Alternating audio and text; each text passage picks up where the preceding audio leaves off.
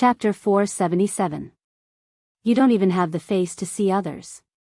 Why do you care if they touch your face? Nongju chuckled. You are the one who doesn't have the face to see others. Yu Qianqiu glared at her and waved his fan. Come with me to the Moon Clan if you can. Let's see who is the one who doesn't have the face to see others. Nongju's smile froze on her face.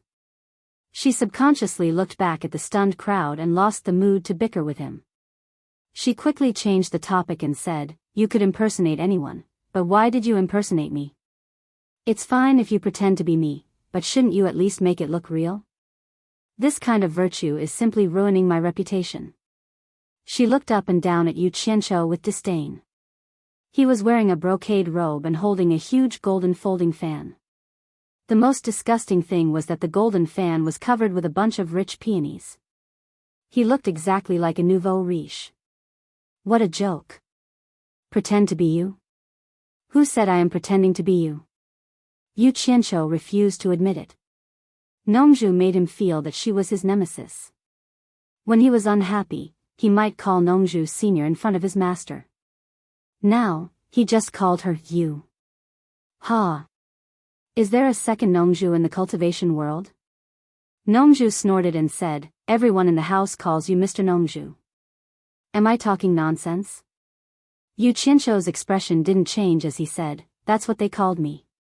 You can ask them. I never said that I was Mr. Nongju. They just misunderstood. What he said was equivalent to admitting that he was not Mr. Nongju. The expressions on Wen Youyuan's and Wen Bai's faces collapsed in an instant. Their last glimmer of hope was shattered. Come to think of it, Nongju had been hinting that he was Mr. Nongju. He had never said that he was Mr. Nongju. Now they suddenly realized that the person who had been worshipping for so long was an imposter. The two of them were a little stunned. Although they didn't dare to say anything in front of the elders, they were very angry. Wen Rui, who had a gloomy expression at first, calmed down after knowing that this person was a fake. There was no doubt that this person knew Nongju, and his background was not ordinary at all. Instead, he was arguing with Nongju. Now, there was no need to pursue the matter. Wen Rui secretly wondered who was under this mask. Had he seen this person before?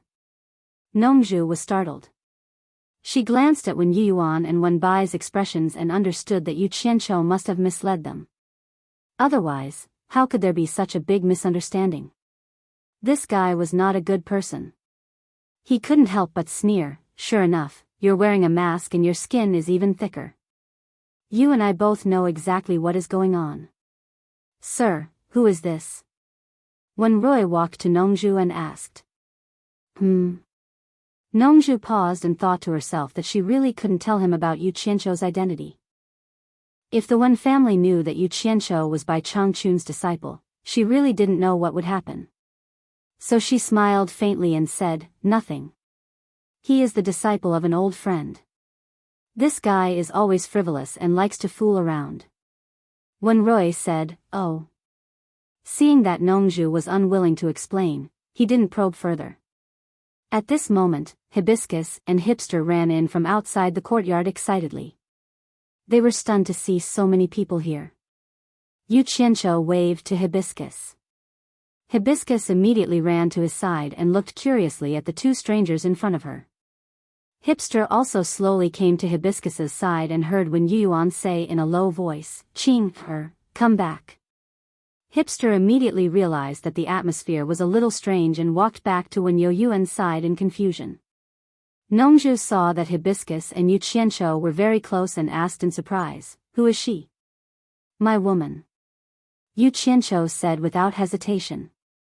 Hearing this, Nongju frowned slightly and no one knew what she was thinking. After thinking for a while, she turned and said, Wen Rui, there is nothing here.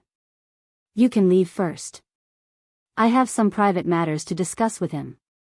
Sir, please go ahead. Wen Rui nodded and turned to walk as he said to the others, Follow me, I have something to ask you. Wen Youyuan and the other two followed him silently. There was indeed no place for them to talk. After they left, Nongju smiled again and said happily, Yu Qianqiu, you are quite bold. I have already said that they have misunderstood. If you want to hold a grudge, I can't do anything about it. Yu Qianqiu said indifferently. Let's forget about this matter. I'm not talking about that. Nongzhu waved her hand and said, I said you are bold because you even dared to kidnap Yin Baikong's grandson. I'm afraid you still don't know what kind of person Yin Baikong is. Yin Baikong? Who is Yin Baikong?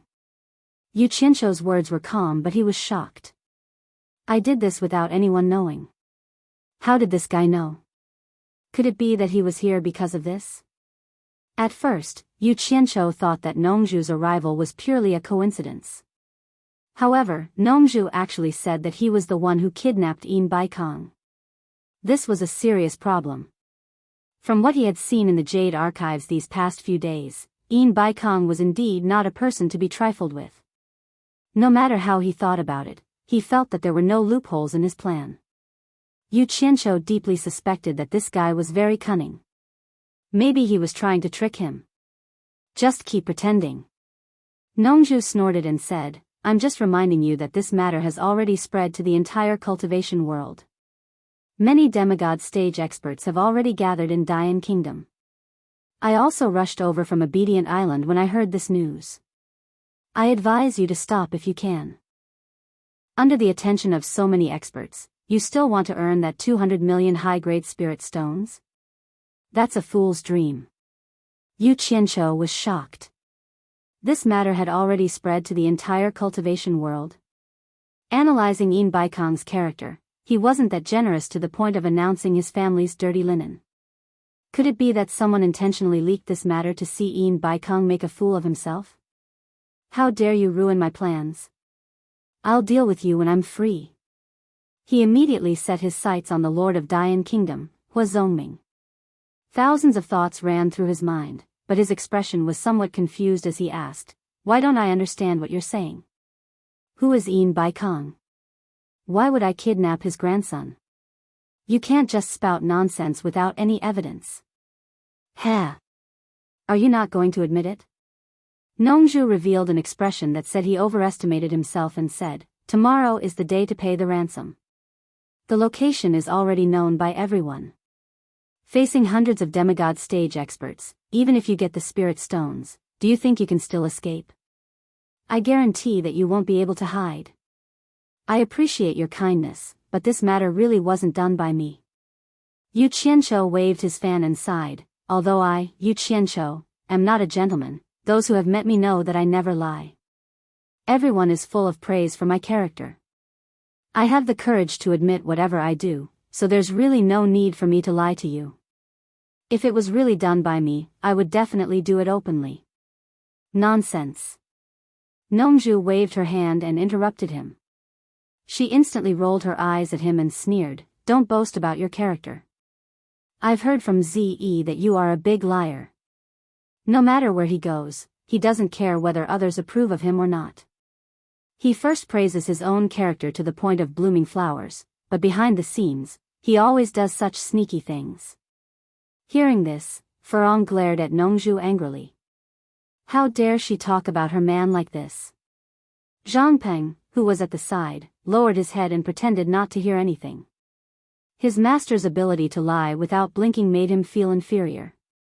He hesitated, not knowing if he should learn this skill or not. Ze.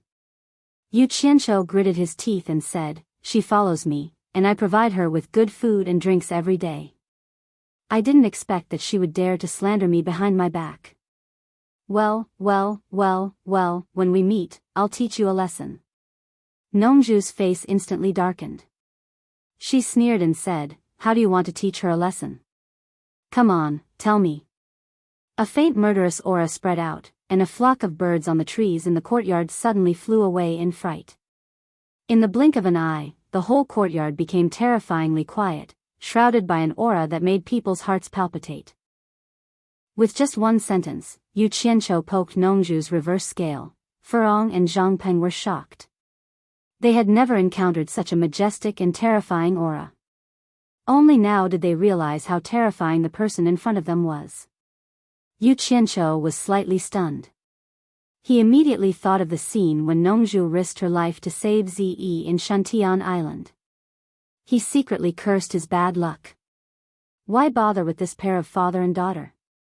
He just needed to make his own fortune. With a plan in mind, he snorted and said, "Of course I'll teach her a lesson. It's impossible for me to teach her animal play. Want to learn? You can either figure it out yourself, or let her find my master herself." He seemed to be unwilling to admit defeat, but only he knew that he had already admitted defeat. Furong and Zhangpeng were attracted by the master he mentioned. Nongju's face instantly brightened up, and her mouth turned into a semicircle. The threatening murderous aura in the courtyard just now disappeared in a blink of an eye. He nodded and said, "This is the matter of you juniors. I won't interfere." His expression became much more relaxed. He was a veteran in the field of love. He already felt that Ze had developed a kind of dependence on Yu Qianqiu.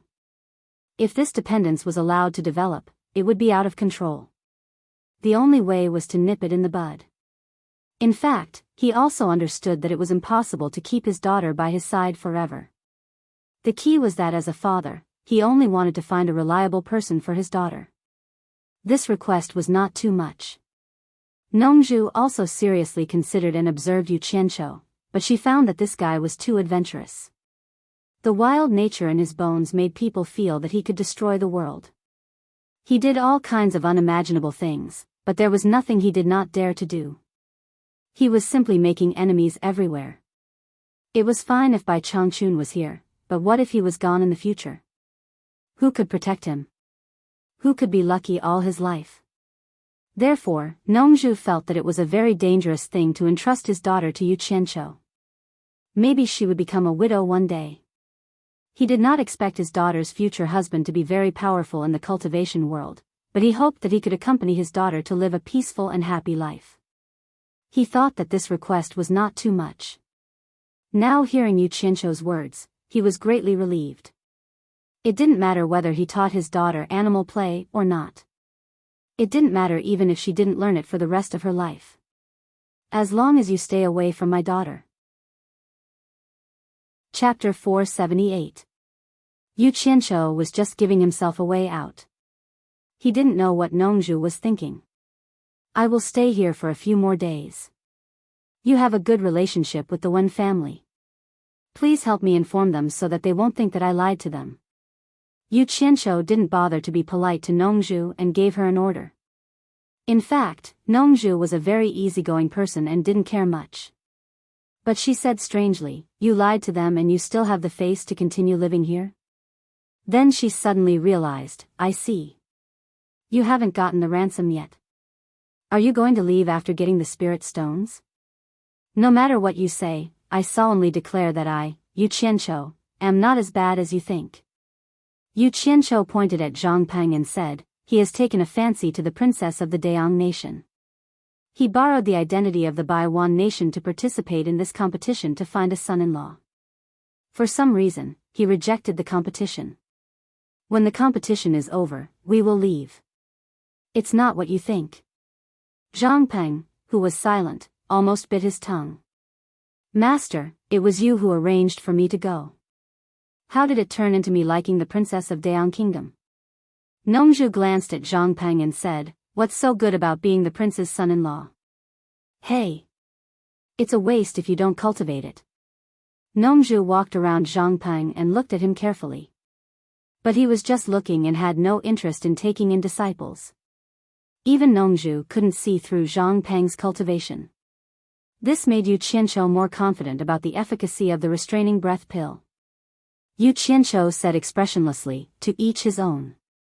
What he meant was, "What do you care? Oh. Since we met, I'll go and join in the fun." Nongju said indifferently. In fact, she suspected that Yu Qianqiu was up to something and wanted to go and see. "Up to you," Yu Qianqiu said as he laid down on the swing and pretended to sleep. Nongju smirked and turned to leave. Before he left, he gave Hibiscus a few more glances and discovered that she was also immortal. He was truly speechless. It seemed like this fellow had mortal fetishes and liked to mingle with mortals. But it was none of his business. After Nongju found Wenrui and the others and learned that there was indeed a competition to select the emperor's son-in-law, she decided to stay for a few days. Instead, he made up his mind to stay in the same courtyard as Yu Qianqiu. He had to observe him carefully to see what he was up to.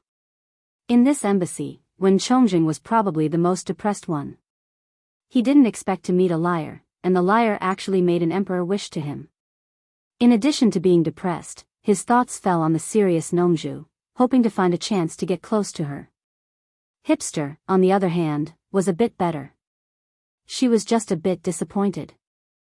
Although she had been bullied by Yu Qianqiu for nothing, and he had even promised her the dream of eternal youth, she had indeed fallen for Furong. She had a high status since she was a child and didn't have any real friends. It could be said that she was afraid of loneliness. However, Hibiscus made her see the hope of being friends. When Nongju returned to the small courtyard, she saw Yu Qianqiu lying on the swing leisurely. She immediately walked over and said angrily, "Don't you know how to respect your elders? Move aside. Disrespectful old man." Yu Qianqiu rolled his eyes and jumped off the swing. He said to Zhang Peng, "You don't need to guard here anymore. Go back to the house and rest." After saying that, he directly pulled Hibiscus back to the house. Nongju lay on the swing proudly and found that it was indeed more comfortable. He immediately made a decision in his heart. After returning to the South Sea purple bamboo forest, he would also get this thing. Although he seemed to be lying on the swing with his eyes closed, in fact, his divine sense had already enveloped the entire small courtyard. Tomorrow was the day to pay the ransom.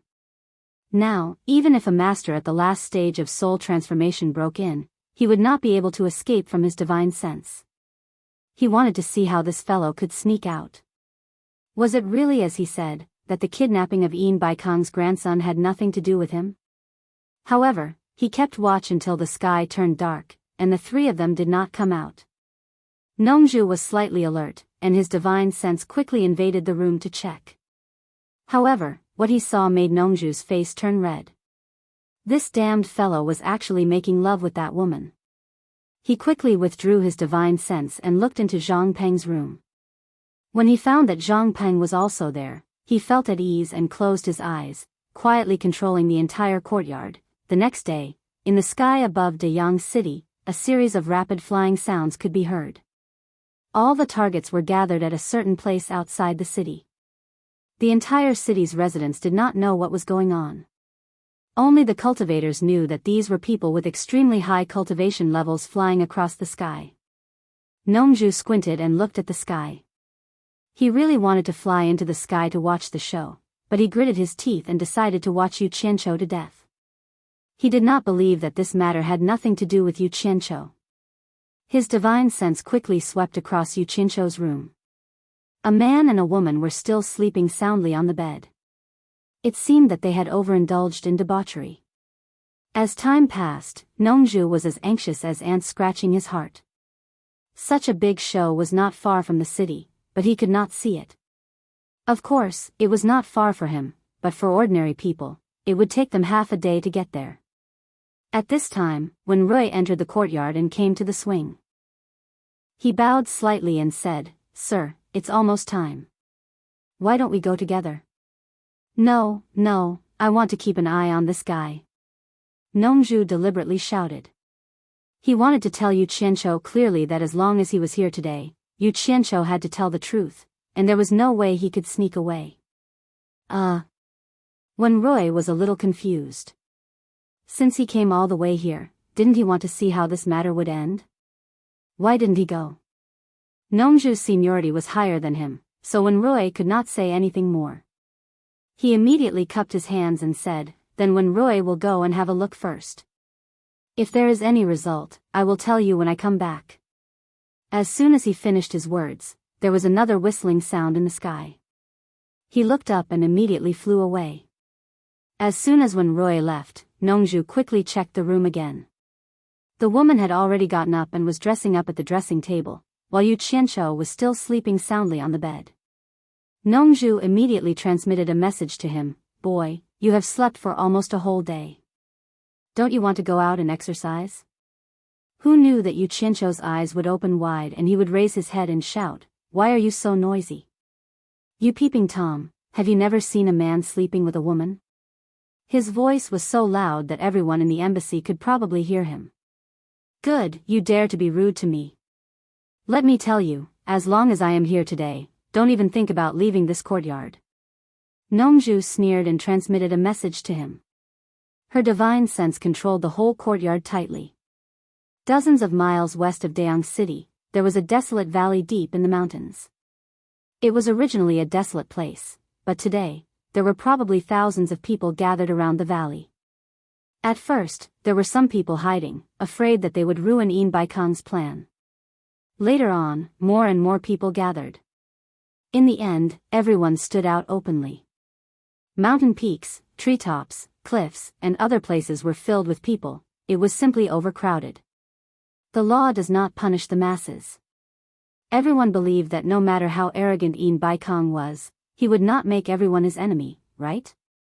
Hundreds of soul-severing stage cultivators hovering in the air looked at each other speechlessly after seeing the situation below. With so many people guarding here, would the kidnappers still dare to come for the ransom? Moreover, looking at the situation around them, it seemed that there were still people rushing over. The instigators, Hua Zongming and the other 5 exchanged glances. It seemed that the news had spread far and wide.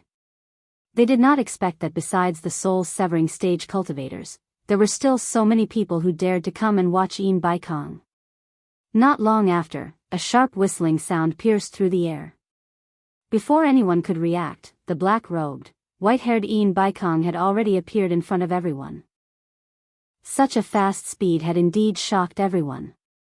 They all secretly thought that a soul-severing late-stage expert was indeed extraordinary. He was indeed not someone that ordinary experts could compare to. Yin Baikong's cold eyes swept across the surroundings. His expression was truly not good, especially when he saw the group of people below. His face twitched uncontrollably. They simply did not know the meaning of death. Their cultivation was not that great, yet they dared to come and join in the fun. Yin Baikong immediately laughed evilly and said, "Everyone really gave me face. I will remember this face." His gaze was like a sharp blade, causing the people below to lower their heads. None of the people below dared to look directly at him. From the meaning behind his words, it was clear that he wanted to remember the faces of those who came to join in the fun and find an opportunity to take revenge.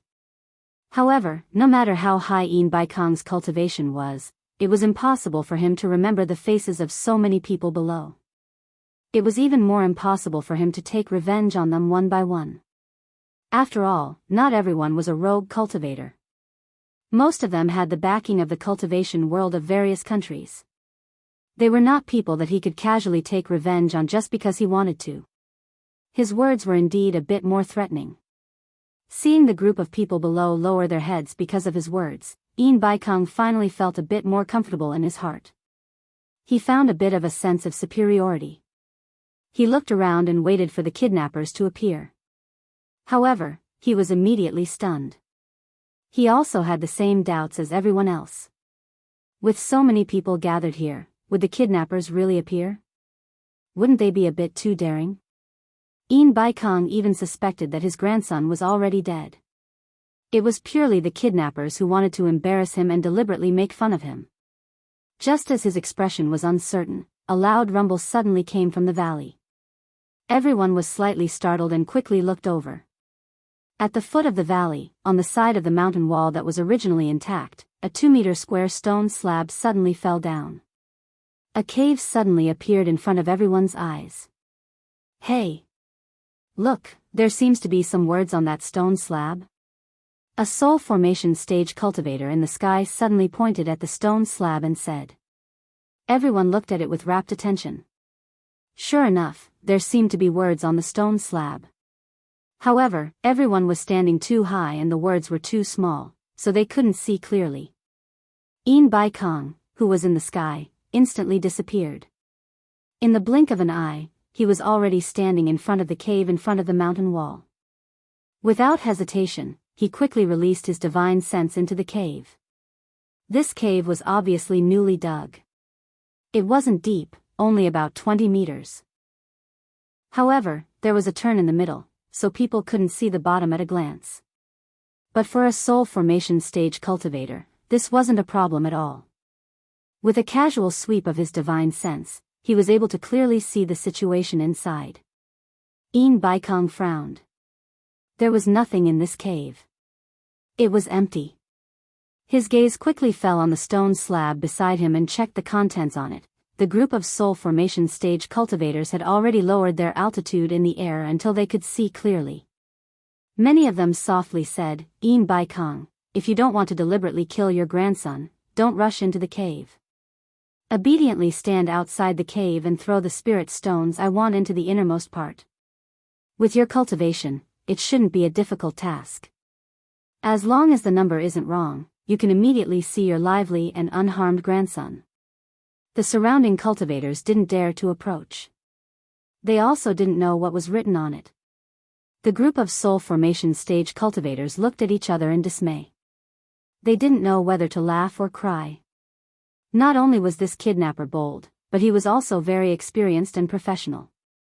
It didn't seem like this was his first time doing something like this. They then looked at Baikong and shook their heads speechlessly.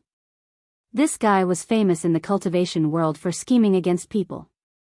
They didn't think that he would have such a day. Baikong looked at the words on the stone slab. Not only was he not angry, his brows furrowed into a deep groove. He thought to himself, the cave was completely empty. There wasn't a single person inside. Even if he threw the spirit stones in, no one would take them. Could it be that he was playing with me? No. Baikong's divine sense quickly swept through the stone slab. This stone slab was at least a few hundred kilograms. It definitely wouldn't have fallen down for no reason. He didn't sense any strong airflow just now. It was obvious that someone had pushed it down from the inside. There was someone inside just now. Baikong's eyes slightly narrowed. His divine sense quickly searched the inside of the cave. However, after searching every corner of the cave, he discovered that there was no possibility of anyone hiding inside. He even used his incomparably tyrannical divine sense to knock on every side of the cave wall. However, he still couldn't find any hidden holes. The group of soul formation stage cultivators above did not know the situation inside the cave. Thus, they couldn't understand what he was hesitating about. What the hell? Baikong's eyes narrowed into slits. He thought to himself, I want to see what kind of divine being would be able to take something from under my nose. He reached out and took out 2 storage pouches. With a light toss, the 2 pouches seemed to be carried by a pair of invisible hands. They slowly flew into the cave. Then, they made a turn and fell to the ground after reaching the bottom of the cave. Originally, 1 storage pouch could have contained everything. However, he purposely split them into 2. His goal was to create a slight difference in quantity. Don't look down on this slight difference.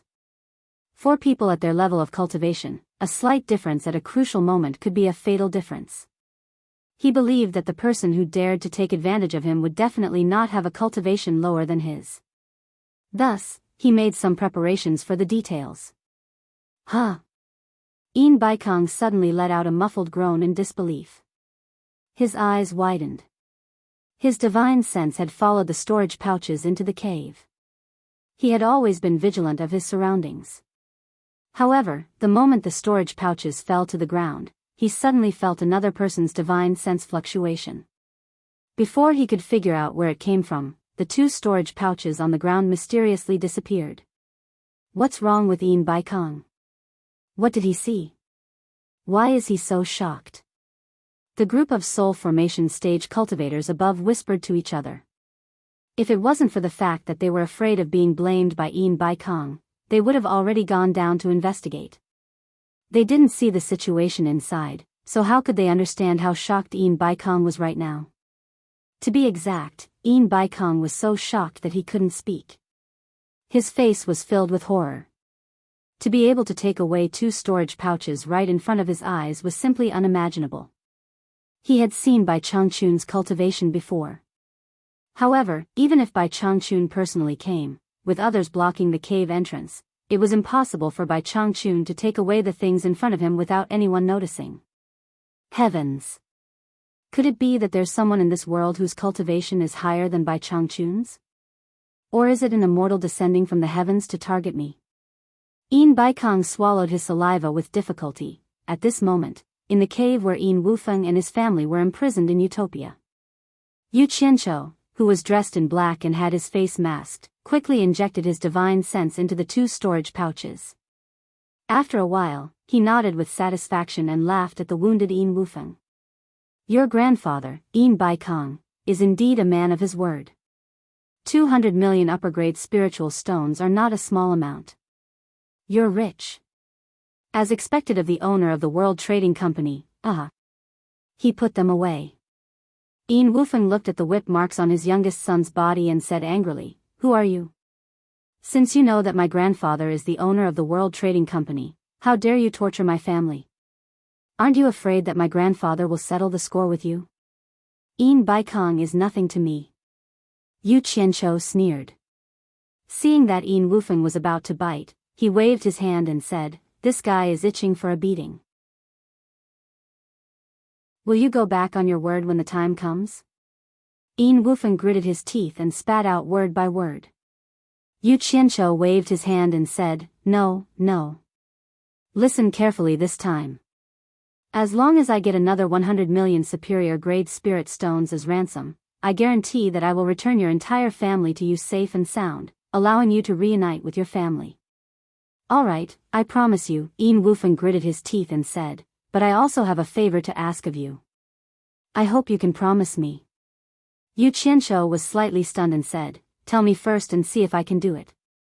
I won't go back on my word. Perhaps I won't be able to get 100 million upper-grade spiritual stones in a short period of time, but I'll get it sooner or later. Yin Wufeng turned to look at his wife and children behind him and said, I beg you to give me some time. Yu Qianqiu looked at him with a burning gaze and sighed in his heart. At least he's a man with a conscience. He's not as bad as Yin Baikong was described in the Jade Archive. But I'm not bad either. I've only given you some physical pain and a little shock. I didn't do anything to you, and I haven't taken any of your lives yet. He remembered that in order to use the captured cultivators to scare this family, he had already killed them. Yu Qianqiu coughed and walked over to Yin Wufeng. He squatted down and patted Yin Wufeng's shoulder and said, Don't blame me. Your grandfather, Yin Baikong, did something even worse than me. I'm only doing this to seek justice for those who died. I'll agree to your request, but I'll only give you 10 days. I won't wait after that. Yin Wufeng nodded silently. Yu Qianqiu smiled and told him a few things to note when handing over the ransom. Then, he placed a finger on Yin Wufeng's neck and knocked him out. Then, he grabbed him and carried him out of the cave. The women and children in the cave immediately cried non-stop, as if they were going to be separated by life and death. Little did they know that Yu Qianqiu had already made up his mind. Even if he couldn't get a single spiritual stone, he would still release them when the time came. On the other side, Yin Baikong saw that the 2 storage pouches had disappeared for a long time, but the other party still hadn't handed over the hostages. He subconsciously thought that he had been fooled. He was trembling with anger, but there was nothing he could do. It was his fault for not even noticing the other party's men. It was simply embarrassing if word got out. Chapter 479. His hands that were crossed over his abdomen slowly opened up, and his 10 fingers slowly opened up into claws. A faintly discernible qi began to circulate between his fingers, gathering into a faint light. Yin Baikong's black robe fluttered without any wind. He was like a motionless mountain, but it gave people the feeling that something terrifying was brewing in his body that was about to explode. Not good. Yin Baikong seems to be making a move. The soul-forming stage cultivator at the top had just spoken, but the others had already soared into the sky. They had obviously noticed it as well. What a joke, with Yin Baikong's cultivation, once he made a move, wouldn't it be a waste if they stood too close to be affected? The surrounding cultivators also noticed that something was wrong. Seeing the group of soul-forming stage cultivators in the sky fleeing, How could they not know the terror of Een Baikong's eruption? In an instant, figures flew everywhere, each faster than the last. Een Baikong, who was extremely furious, wanted to make a move. He wanted to destroy the cave in one fell swoop to vent the anger in his heart. However, just as the boundless true essence in his body was about to circulate, a weak moan suddenly came from the cave before it could be released. Een Baikong was slightly startled. His divine sense was like lightning, filling the entire cave in an instant. Een Wufeng, who was riddled with injuries, had appeared out of nowhere. He was looking around blankly as he climbed up, holding onto the cave wall as he walked step by step towards the light outside. The powerful aura that he had accumulated disappeared in a blink of an eye. Een Baikong's forehead was covered in a thin layer of sweat. His opponent's cultivation was too high, not just a little higher than his. He was practically treating him like a blade of grass, toying with him however he wanted. It was truly frightening. Een Baikong had never been so afraid before. Even when he was facing the world's #1 expert, Bai Changchun, he had never felt so uneasy. The anger that had just been ignited was instantly extinguished. His opponent had completely ignored his existence. Een Baikong did not dare to act rashly, because the consequences of destroying the cave would be unpredictable. The group of soul-forming stage cultivators in the sky could not help but exclaim in surprise. They had just noticed that Een Baikong's aura was getting stronger, and it looked like he was on the verge of exploding.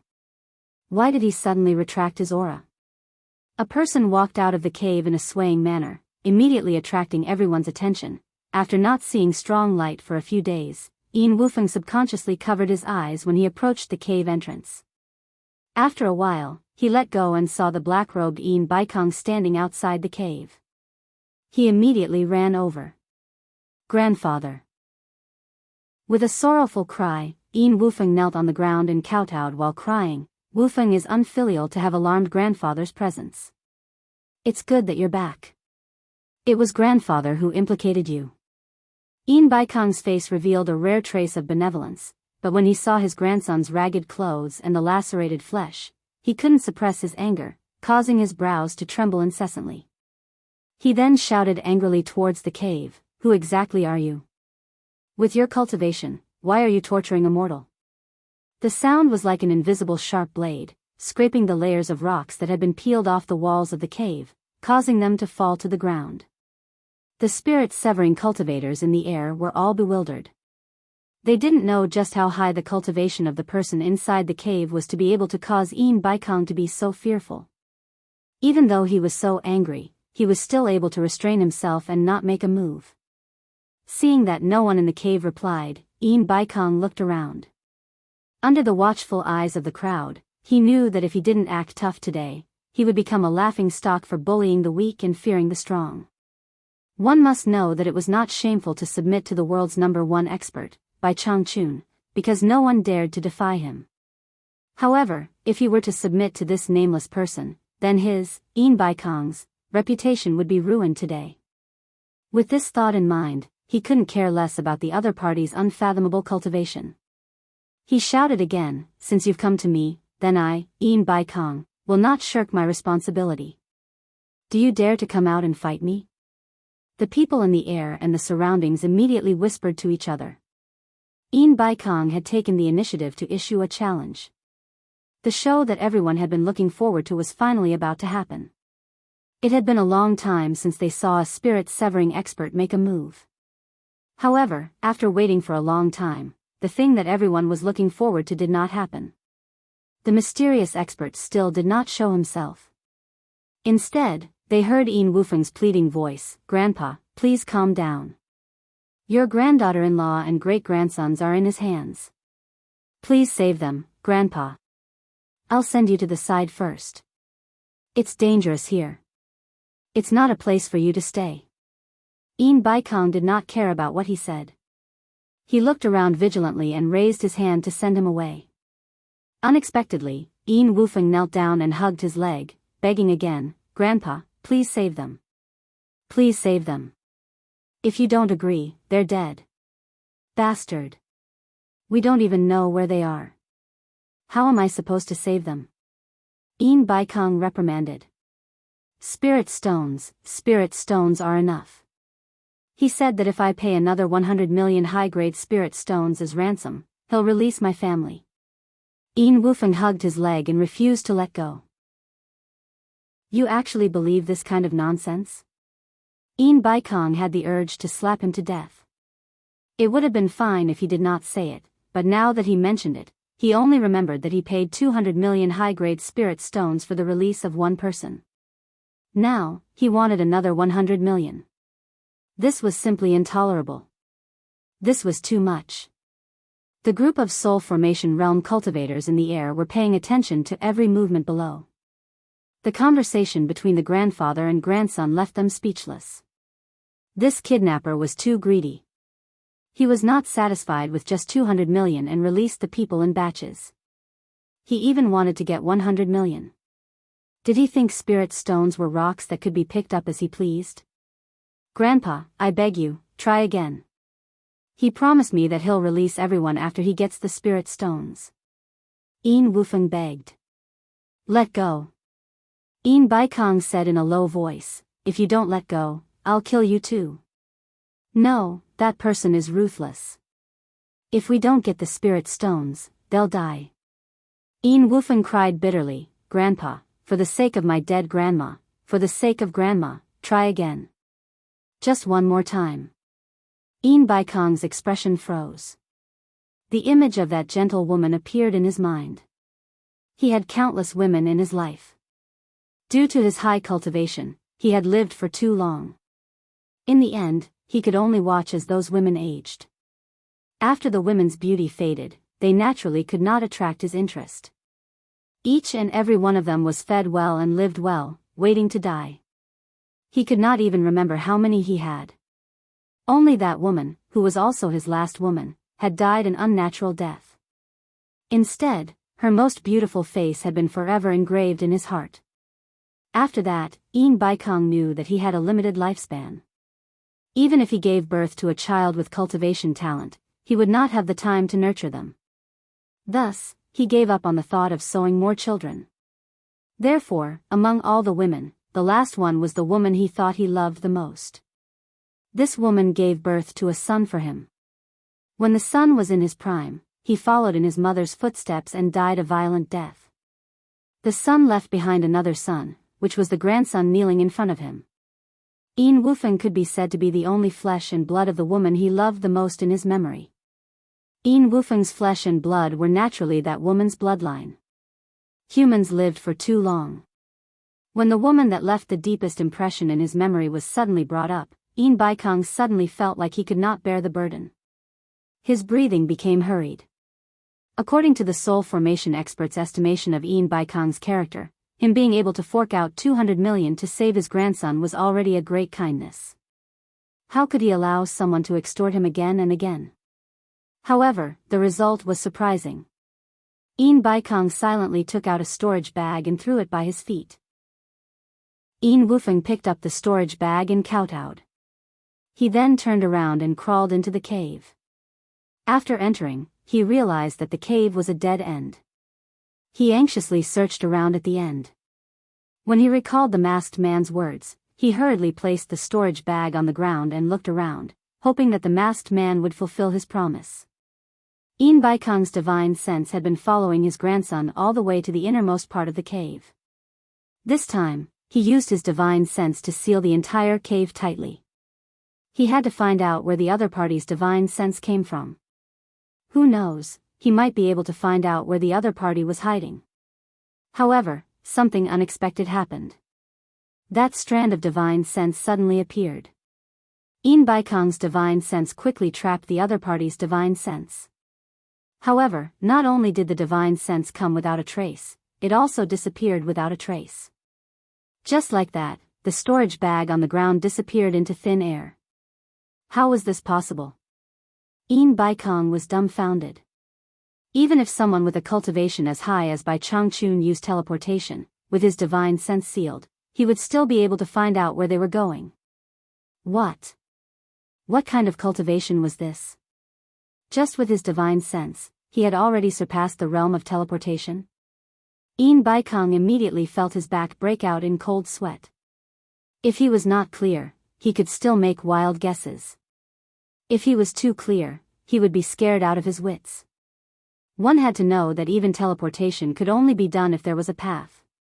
Now that the other party's divine sense had already surpassed his previous knowledge, if the person was here personally, it would be hard to imagine how high his cultivation would be. Baikong's back was drenched in cold sweat. He had never heard of such a divine ability. Bang! Suddenly, there was an explosion from a faraway mountain. Baikong was startled awake and looked up. A ray of light rose into the sky and exploded into specks of light. Hua Zongming, who was in the soul formation stage group, frowned and said, "That's strange. Why would someone release fireworks in this barren mountain? Everything that happened today is strange. Let's go take a look." The 5 people beside him quickly followed him. The 6 of them landed on a mountain top and saw 8 to 9 unconscious women and children lying on the bare mountain top. Every one of them had whip marks on their bodies. There was a rock beside them with words written on it, Baikong, I am a man of my word. Take the money and release the people. Everything is settled. We will meet again if fate allows it. On top of the rock, there was a small black triangular flag fluttering in the wind. The golden word, hero, was exceptionally eye-catching. This action was very arrogant, as if it was mocking everyone. We'll meet again if fate allows it? Baikong was probably going to vomit blood. Hua Zongming and the others looked at each other. Baikong, bring your grandson here. There are 9 unconscious women and children here. Let him see if they are his family members. Hua Zongming transmitted his voice to the direction of the valley far away. A moment later, the sound of breaking through the air could be heard. Baikong was holding a transparent ball of light in one hand. It was Wufeng inside. When the 2 of them landed, Hua Zongming asked, Wufeng, take a look and see if these are your family members? Yes, yes, yes. Wufeng knelt down and picked up a 7 to 8-year-old child. He asked anxiously, what happened to them? What's wrong? Grandpa, please save them. Baikong didn't care about him at all. His gaze shifted from the few lines of words on the rock to the arrogant little flag. Shu Xian shook her head and said to Wufeng, they are fine. They just temporarily fainted. A group of soul formation stage cultivators rushed over. After witnessing the scene, they were all speechless. They were thinking that Baikong had lost a lot of face this time. He threw out 300 million upper-grade spirit stones, but he didn't even get to see the other party's face. They didn't even know who this hero was. It would be better not to provoke him in the future. Swoosh! Baikong waved his palm. A powerful airflow surged and the rock with the words on it turned into dust. The black flag landed in his hand. He stared at the word, hero, on the flag with an ashen face. He didn't care if Wufeng's family could withstand the aftershock of his palm strike. Fortunately, for the sake of the children, Shu Xian became compassionate. She flashed in front of them in time and pushed out a light wave with her slender palm. Otherwise, Baikong's 300 million upper-grade spirit stones would have been in vain. He would only be redeeming a pile of minced meat. Suddenly, Baikong soared into the sky, shaking the clouds in the sky. His voice spread in all directions, sneaky, hiding, using a few mortals to make a fuss. What kind of ability is that? If you have the guts, come out and fight me. He was currently muddle-headed from anger. He didn't care if the other party was a peerless expert or not. His voice reverberated in the mountains. Birds and beasts fled in fright, but no one came out to answer him. Everyone looked at each other and thought, maybe the kidnapper has already left. Ah! Baikong let out a long angry roar. His figure suddenly rose and fell like a black shadow, shooting between heaven and earth. In an instant, an earth-shattering rumble resounded, causing the earth to tremble. Baikong's figure crashed into 6 towering mountains in a row. The 6 connected mountains were flattened in a split second. The mountain springs were still and the streams were nowhere to be seen. In the blink of an eye, they were covered by the soil that filled the mountain ravines, forming a vast flat land. The surrounding mountains were also affected. The towering trees were like helpless withered grass, uprooted by the strong airflow and flying in all directions. A perfectly good old forest in the mountains was forcefully changed in an instant. The spirit-severing experts also released their protective chi to defend themselves. Hua Zhongming naturally wouldn't let anything happen to Yin Wufeng. If this crazy guy turned around and found an excuse to cause trouble, it would be troublesome. He immediately formed a circle with the other 5 to protect the family. Although everyone was shocked by this spirit-severing expert's power, they weren't too surprised. After all, they had seen Bai Changchun in action. The world's #1 expert was someone who could fly to the heavens and use lightning as a sword. He was even more terrifying when he went crazy. Yin Baikong was much weaker than him. Therefore, everyone's mental endurance was no longer the same as before. However, to the dumbfounded Yin Wufeng, he only found out today how powerful a person like his grandfather was. He also understood how much his grandfather had suffered today. This was the action of a person who had nowhere to vent his anger. The suffering that his family had suffered had been thrown to the back of his mind. Chapter 480. Yin Baikong had caused such a huge commotion that the entire Deyang city could clearly feel the tremors. The commoners were in a state of panic, not knowing what had happened. Nongzhu, who was lying on the swing, suddenly appeared a few meters away from the swing. With a solemn expression, she stared at the direction of the source of the tremors and murmured, "Could it be that Yin Baikong and the kidnappers fought?" To be able to cause such a commotion while fighting with Yin Baikong, the cultivation of the kidnappers must not be ordinary. Just as she was hesitating whether or not she should go and take a look, she realized that the direction had become peaceful again. She couldn't help but mutter to herself in surprise, "The winner has been decided so quickly?" With a creak, the closed door was opened. Yu Qianqiu ran out with his upper body naked. He shouted at the direction of the tremors, "Who is it? Who is it? Did you have nothing better to do? Causing such a huge commotion, can't you let me sleep?" He stared at Nongzhu for a while, then rolled his eyes. With a "pa" sound, he closed the door and retreated back into the room. Nongzhu was stunned and speechless. He was very sure that this brat had been staying in the room the whole time. If that was the case, it was indeed his judgment that was wrong. The kidnapping of Yin Baikong's grandson was really not done by this brat. Yu Qianqiu happily returned to the room. He hugged Furong, who was also smiling, and started to fondle her. He took advantage of her, causing her to pant and pant. As a result, Yu Qianqiu's beastly nature erupted. He directly pushed Furong onto the bed, and the two of them started to make love again.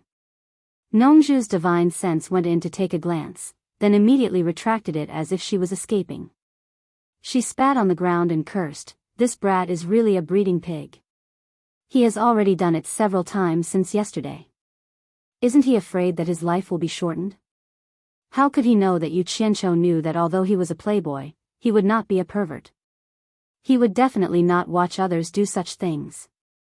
The reason why he hid in the room and fought with the hibiscus demon was to prevent Nongzhu's divine sense from invading the room and monitoring him, so that he could seize the opportunity to escape. In fact, when Hibiscus got out of bed to dress up, he had already left.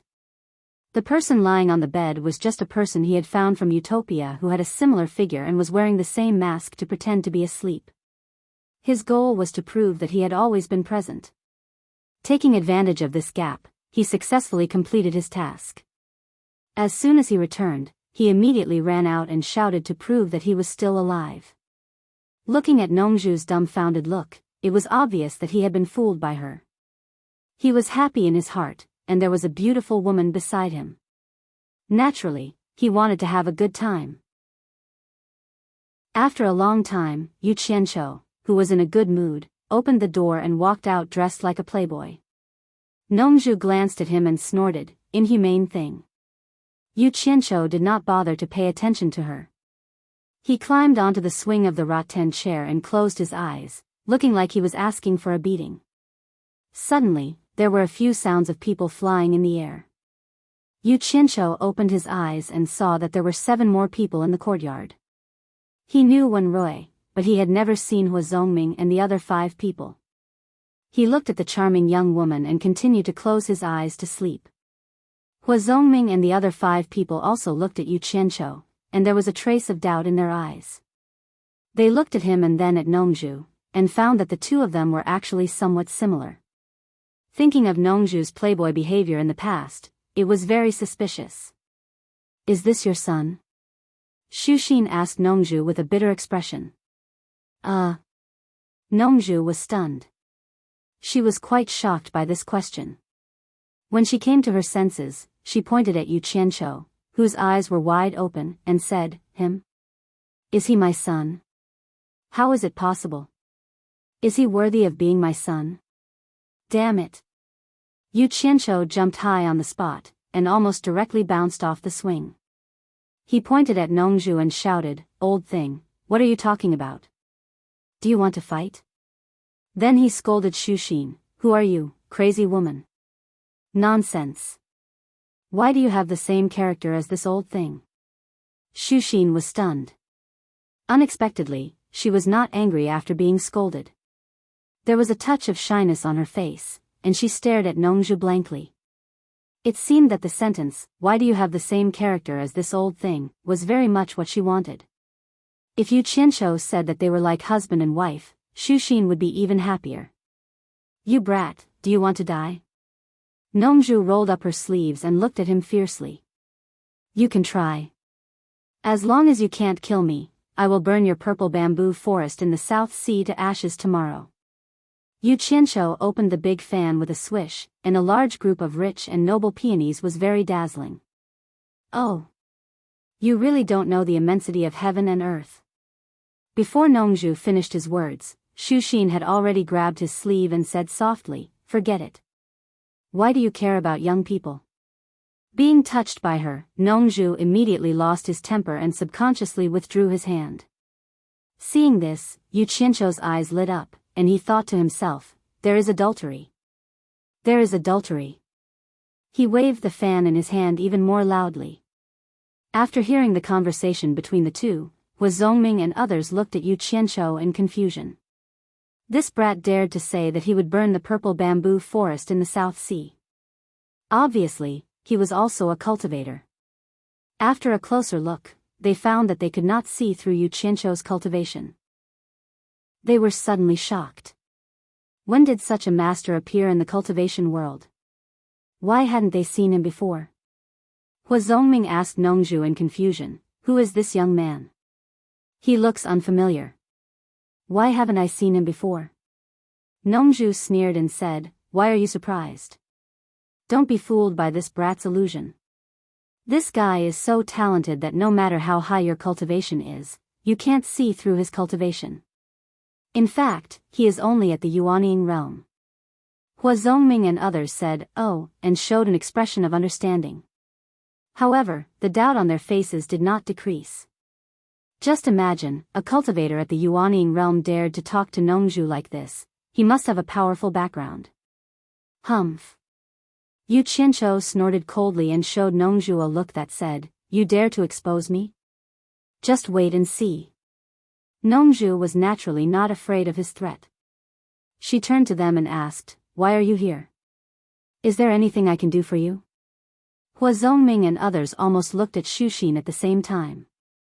She did not say that she wanted to come and see. Why would a group of masters at the Huashan realm come here? Wen Rui was also aware of this. He immediately cupped his hands and said with a smile, "I invited you to come and have a seat." Nongzhu followed their eyes and looked at Shuxin. She suddenly understood in her heart, but she pretended to know nothing. The atmosphere became a little strange. Yu Qianqiu looked at Nongzhu and Shuxin and snorted coldly, as if he knew everything. At this time, Furong walked out of the room quietly. She bowed slightly to them and pulled Yu Qianqiu, saying, "Yu Qianqiu, why didn't Wenqing come? Shall I go and find her?" Yu Qianqiu frowned and thought, "My fake identity has been exposed. She may not play with you anymore." Just as he opened his mouth to speak, he suddenly saw an old man opposite him shout at Furong, "What did you call him just now?" The three words, Yu Qianqiu, immediately made everyone's eyes focus on Yu Qianqiu. Furong's eyes immediately became a little flustered. Yu Qianqiu cursed inwardly. This last probably didn't turn around for a moment and accidentally called out. Nongzhu's expression also changed slightly. The person who shouted was Yan Ji from the Shushui kingdom. Ze had told him that Yu Qianqiu had killed 2 foreign cultivators with the surname Yan in the 100 Flowers Valley. He knew that they were this old man's disciples. This was a big problem. Speak! Yan Ji shouted again. Nongzhu stood between them and smiled awkwardly. Don't be impulsive. Let's talk it out. He was mainly responsible for this. If he hadn't come here, these soul formation cultivators wouldn't have come here. Otherwise, Yu Qianqiu's identity wouldn't have been exposed. Yu Qianqiu closed the fan in his hand and gently held Furong's hand, saying with a smile, "It's okay here. You go back to the room first." "I didn't mean it." Furong lowered her head and said, "I know. You go back first. Be a good girl." Yu Qianqiu smiled lightly. Seeing that he was fine, Furong felt much more at ease. She nodded and went back obediently. Zhangpeng, who came after hearing the noise, also retreated to protect Furong at his signal. Yu Qianqiu stared at Yan Ji and asked, "Who are you? What right do you have to yell at my people?" Yan Ji narrowed his eyes and said in a deep voice, "I'm Yan Ji, a middle-stage soul formation cultivator from the Shushui kingdom. That girl just called you Yu Qianqiu. Are you Yu Qianqiu from the Huaxia cultivation world?" Yu Qianqiu put away the fan in his hand and rubbed off the human skin mask on his face. He threw it into his storage pouch and said expressionlessly, "I am Yu Qianqiu. My name is Yu Qianqiu. Is there a problem?" Since his identity had been exposed, he didn't need to wear the human skin mask anymore. They all looked at Nongzhu. They all knew that when Nongzhu's disciple, Ze, was in the Huaxia cultivation world, she hung out with this Yu Qianqiu. No wonder Nongzhu was with a nascent soul stage cultivator. They were old acquaintances. Yan Ji sneered and said, "Yu Qianqiu, you must be familiar with Yan Cheng and Yan Fang, right? They are my disciples. What problem do you think there is? I was worried that I couldn't go to the Huaxia cultivation world to settle the score with you.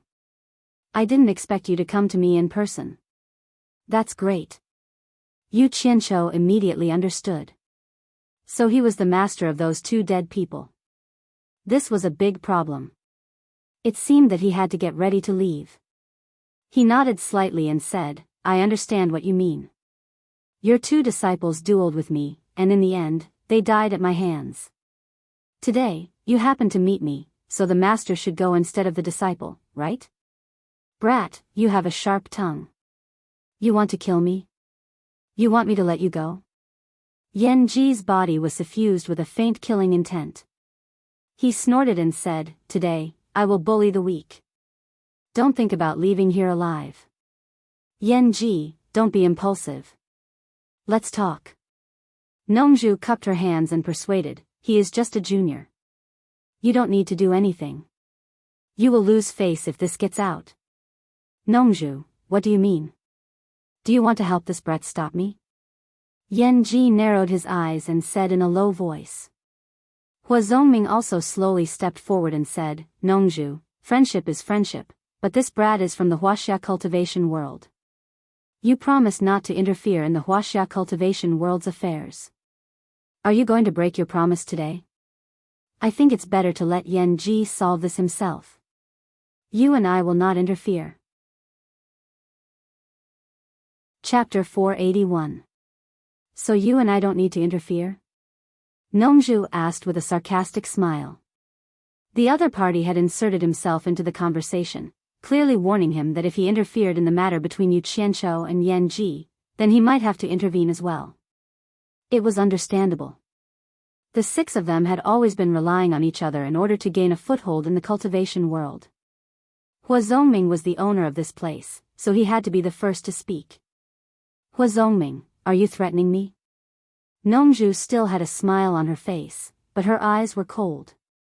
Hua Zongming shook his head and said, think what you want. Nongzhu, I just want to remind you that you won't interfere with the cultivation world of Huaxia. Of course I won't interfere with the cultivation world of Huaxia. Nongzhu pointed at Yu Qianqiu and said, if you want to, you can check it out. This guy has left the Huaxia Cultivation Alliance and fought with the Daluo sect before he left. Now that he has left the cultivation world of Huaxia, he is no longer a member of the cultivation world of Huaxia. So, I won't interfere with the cultivation world of Huaxia. Pu Taidong coughed and took a step forward, saying, leaving the cultivation world of Huaxia doesn't mean he won't go back. Who knows if he's out for fun or something else. Pu Taidong, you've gone too far. Nongzhu waved her hand and pointed at the sky, saying, most of the soul-forming stage masters in the world came from the cultivation world of Huaxia. According to what you said, Yin Baikong is probably a member of the cultivation world of Huaxia. They frowned and looked at each other. Yan Ji said coldly, Nongzhu, are you determined to go against us? I never want to go against anyone. I just want to live a free and unfettered life. You should know that, Nongzhu said lightly. Then she looked back at Yu Qianqiu, pulled out the bamboo flute from her waist and gently stroked it in her hand, saying, but this guy exposed his identity in front of you because of me. I don't want to owe anyone anything. Otherwise, I won't feel at ease. Today, I will leave these words here. Before this kid leaves Deyang City, I will not let anyone touch him. Nongzhu, do you think you can protect him alone? Mu Sang snorted coldly. Nongzhu suddenly turned around and stared at him. She said word by word, I, Nongzhu, can travel around the world freely. Do you think that I only know how to play? My Southern Sea's purple bamboo forest has been able to stand tall in the cultivation world for so many years. Do you really think that it can be exchanged for being aloof from worldly affairs? Mu Sang was stunned by his words. There was one thing he had to admit. Although few people had seen Nongzhu fight, he had never heard of him losing in the hands of anyone in the cultivation world for so many years. This alone was enough to prove that the world-famous master Nongzhu would definitely not be simple once he made a move. There was an iron law in the cultivation world, and that was, those who were famous did not live up to their name. In the cultivation world, the weak were prey to the strong. No one could last long by relying on a false reputation. For someone like Nongzhu, who had been free and unfettered in the cultivation world for so many years, he had never lost in the hands of anyone. How could he be so simple? Yu Qianqiu did not speak at the side. He looked at Nongzhu in a new light. He did not expect Nongzhu to protect him when he was facing 5 cultivators of the same level. This was completely different from Nongzhu, who was always at loggerheads with him. No wonder he was his master's old friend.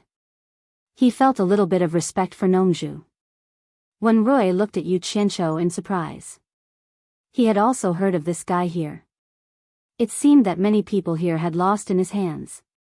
It was said that the disciples of Bing Qingzi and Yin Baikong at the end of the crossing calamity stage had died in his hands, as well as the 2 disciples of Yan Ji in front of him.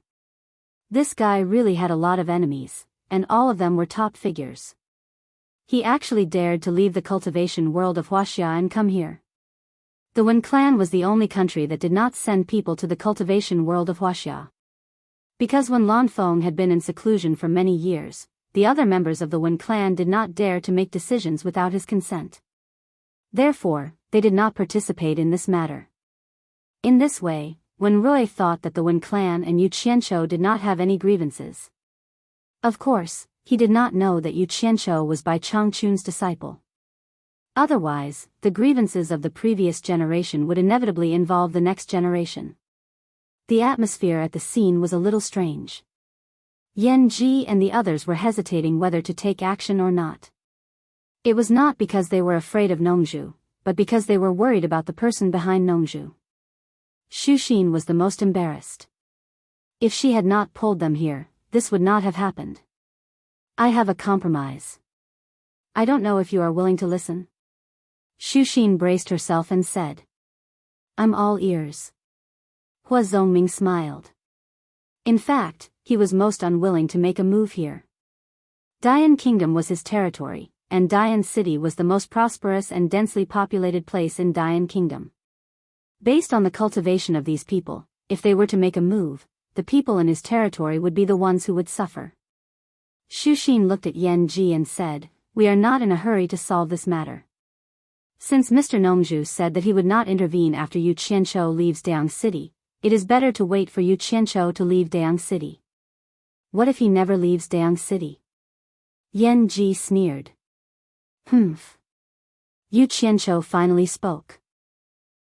He raised his eyebrows and said, "If I want to leave, how many people in the world can stop me?" Nongzhu glanced at him and thought, "You haven't learned your master's skills, but you have learned your master's arrogance." "Oh. When are you going to leave?" Hua Zongming asked with a smile. It was quite funny that he did not know the immensity of heaven and earth.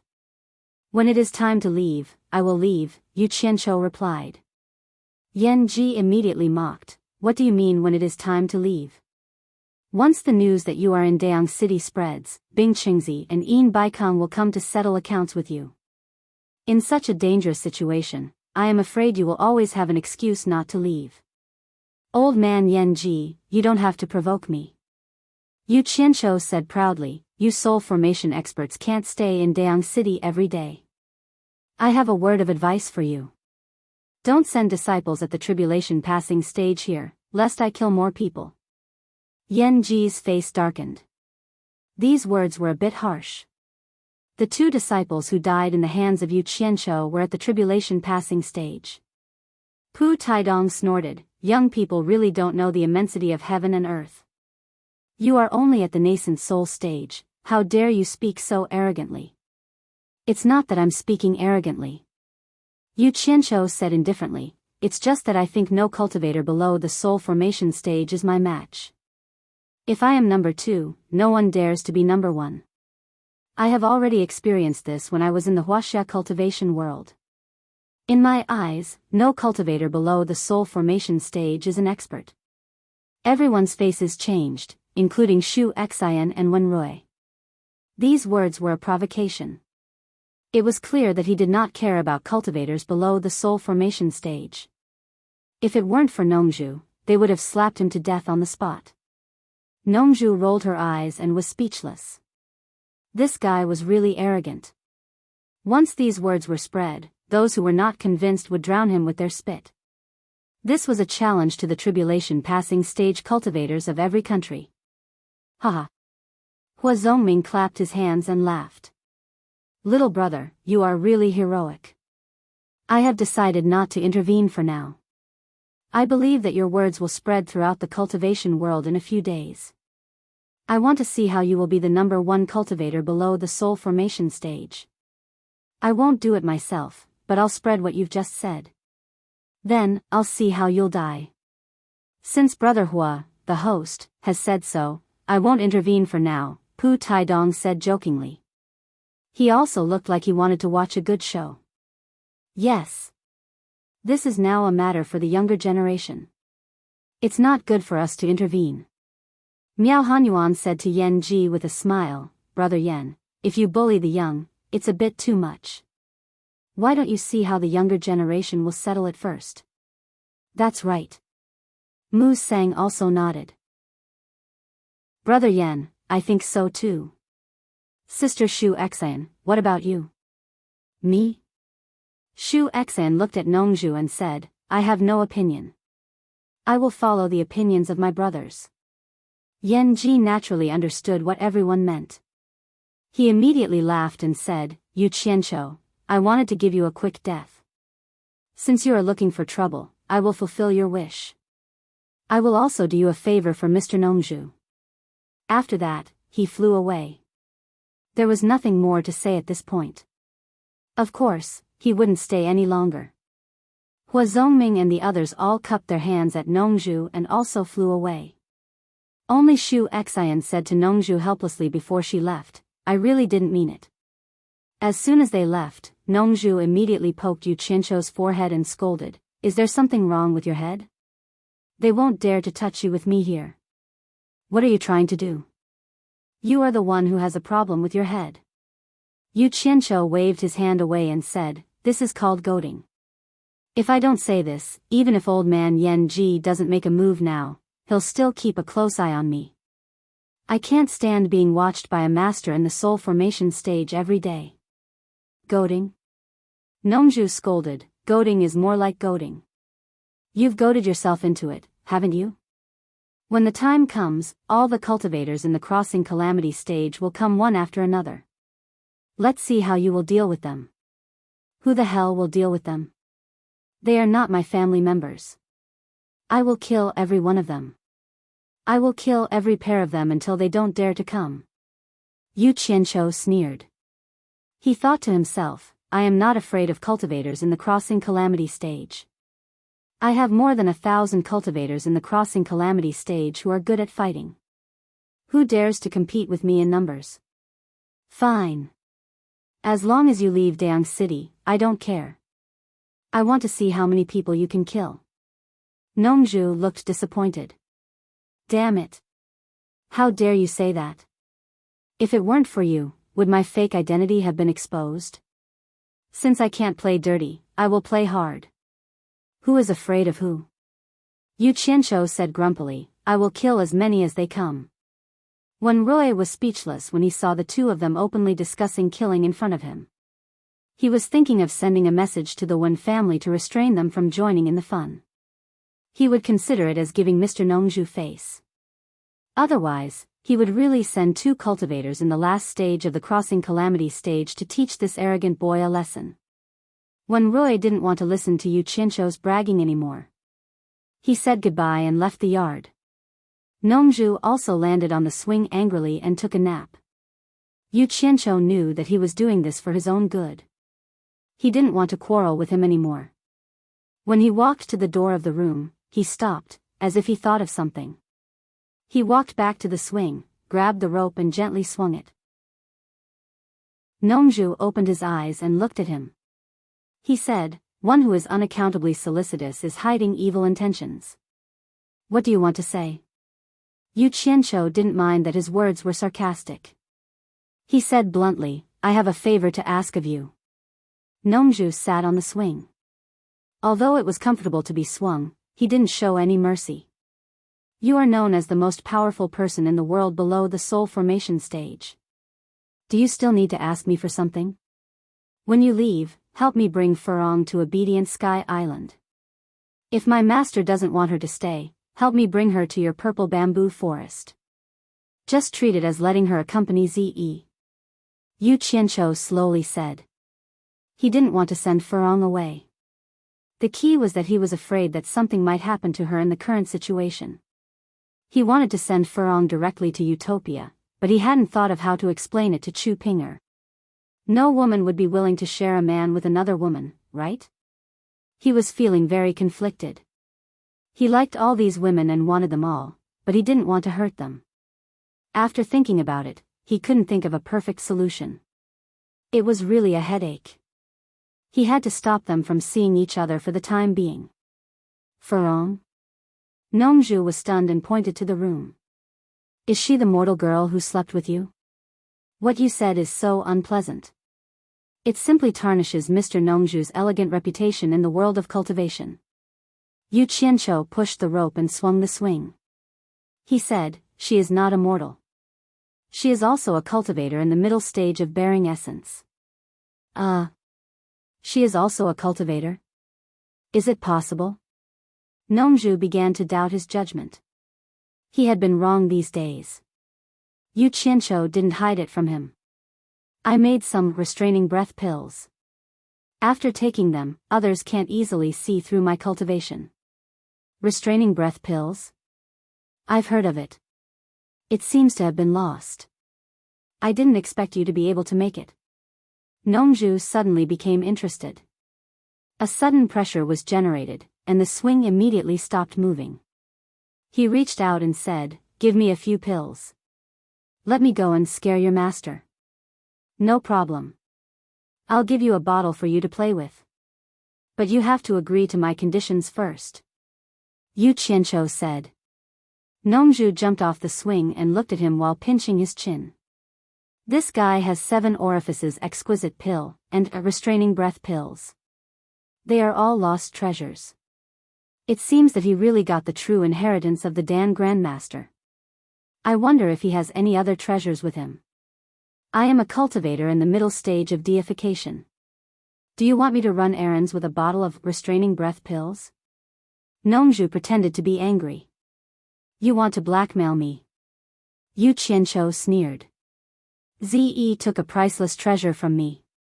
I didn't even say a word. Now you want to blackmail me? Fine. I don't need your help. You either ask Ze to return the priceless treasure to me, or you give it to me in spirit stones. I'm not picky. Chapter 482. Ze took your priceless treasure? How come I've never heard her mention it? Nongju asked suspiciously. Don't try to fool me. What is it? It's very precious. There's only one of it in the whole world. Yu Qianqiu said bitterly. I used countless demon cultivators and ghost cultivators in the demon ghost realm. I searched the entire demon ghost realm and collected some rare spiritual herbs to refine a Rui pill. Rui pill? Nongju was shocked. The Rui pill you mentioned, is it the one that can keep one's appearance forever? It's more than that. After taking it, it can cleanse one's muscles and marrow, and one will no longer be afraid of any poison in the world. Yu Qianqiu covered his face and cried, it took me a lot of effort to refine one, but I didn't expect that Ze would take it. I want to cry but no tears will come out. I'm so sad. Then he suddenly raised his head and said, do you think this Rui pill is priceless? Do you think it can be bought with money? I don't need your help. You have to pay me back for the Rui pill. Is it true? Nongju asked weakly. Yu Qianqiu immediately shouted, you can ask Ze whether it's true or not. She has taken it, and I don't know whether it's true or not. Don't play dumb. Pay me back. He stretched out his hand. Nongju was stunned for a while. She didn't expect her daughter to have such a great opportunity to take the Rui pill. It seemed that her trip to Huaxia was not in vain. When she came to herself, she slapped his hand away and said embarrassedly, since Ze has taken it, I'm afraid she has already refined it into nothing. How can I pay you back? Thinking of the day when Ze bullied Yu Qianqiu on Shuntian Island, he had already associated the scene of Ze forcibly snatching the Rui pill from Yu Qianqiu and then swallowing it. Yu Qianqiu wanted to cry but no tears came out. After that, he was bullied by a woman, but he couldn't say it, I don't care. Neither of you father and daughter are good people. Yu Qianqiu's expression was ferocious as he said, if you can't take out anything to compensate me, I'll just go all out and complain to my master. I'll say that you two father and daughter conspired to steal my Rui pill. Nongju coughed and waved her hand. It's just a magic pill. All right. Let bygones be bygones. I won't argue with you anymore. I'll bring your woman back to you on the way. There's no need to disturb your master for such a small matter. He's very busy with Nan Ming right now, so let's not disturb him. Yu Qianqiu had a miserable look on his face. He still wanted to say something to maximize his benefits. Nongju suddenly clapped her hands and said, I almost forgot something very important to you. I have to tell you about it. What is it? Yu Qianqiu was stunned. Boy, you're too young to play with me. Nongju saw that she had successfully changed the topic. She coughed and said, you know your situation in the cultivation world. Let me ask you, how much did your master tell you about the masters in the Huashan realm? No. Yu Qianqiu shook his head. Didn't your master tell you anything when he taught you? Nongju asked curiously. Yu Qianqiu thought for a while and replied, no, he told me to comprehend it on my own. Nongju was stunned and said, did you figure out everything you learned by yourself? Yu Qianqiu scratched his head. Now that he thought about it, it seemed that since he joined the cultivation world, the 3 masters that he had been apprenticed to did not teach him much. Whatever was randomly thrown to him, he would treat it as a treasure, just like a dog seeing a bone. He worked hard to learn while bleeding and sweating. He walked step by step in constant failures and attempts. Among the three masters, House Sansi was the one who cared the most about him. Unfortunately, he was killed by the Daluo sect not long after he gave him an introductory book. Guan Weiwu of the Fuxian Island was a different story. He was taught by his master, and cultivation depended on himself. He did not even teach him anything. He wanted to learn the Guiyuan swordplay, but he could not count on him. Therefore, he tried to practice blindly. As a result, he made a mess of the Guiyuan swordplay. After he mastered it, he did not know if it was still the Guiyuan swordplay. As for Bai Changchun, he was a big shot. He seemed to think that his apprentice should be as talented as him. He talked a lot of mysterious words, and in short, he asked Meng Qi to comprehend it. Fortunately, he gave him the animal play to practice, but he did not know how effective it was. Master's advice has benefited me a lot. Yu Qianqiu smiled faintly. He could not say that his master did not teach him anything, could he? The person in front of him was his master's best friend. If his master heard this, he did not know what his master would think. In fact, he did not want to tell anyone about the hardships he had experienced along the way. It was not something that could be explained in a few sentences. If he said too much, people might think that he was pretentious. Only he knew how much he had sacrificed. Some things should be buried in the heart. This was his greatest wealth. He comforted himself by saying that he should not show his wealth. He would rather let others see the arrogant, domineering, cruel, and vicious Yu Qianqiu in the cultivation world. The injured Yu Qianqiu would not let him show his face in the cultivation world. It was better to be a domineering powerhouse than a pitiful person who complained miserably. He thought so and did so. He felt very good about himself, and there was nothing bad about it. Nongzhu keenly caught the faint and indescribable bitterness on his face when he said this. She moved her mouth, but some words did not come out. They were all men. There were some things in common, as long as they understood it in their hearts. But there was one thing that Nongzhu had to admire by Changchun. The mysterious skills of Yu Qianqiu were not simple. They had great potential. If Yu Qianqiu's skills were all achieved by self-understanding, then Bai Changchun really had a good eye for people. It was impossible for a random disciple to have such a high power of understanding. He should be carefully selected. But he did not know that Yu Qianqiu had never thought that he had a good power of understanding. He had always thought that he was a very stupid person. Otherwise, he would not have been killed at a young age in his previous life. So he had been whipping himself to work harder and harder. Diligence could make up for it.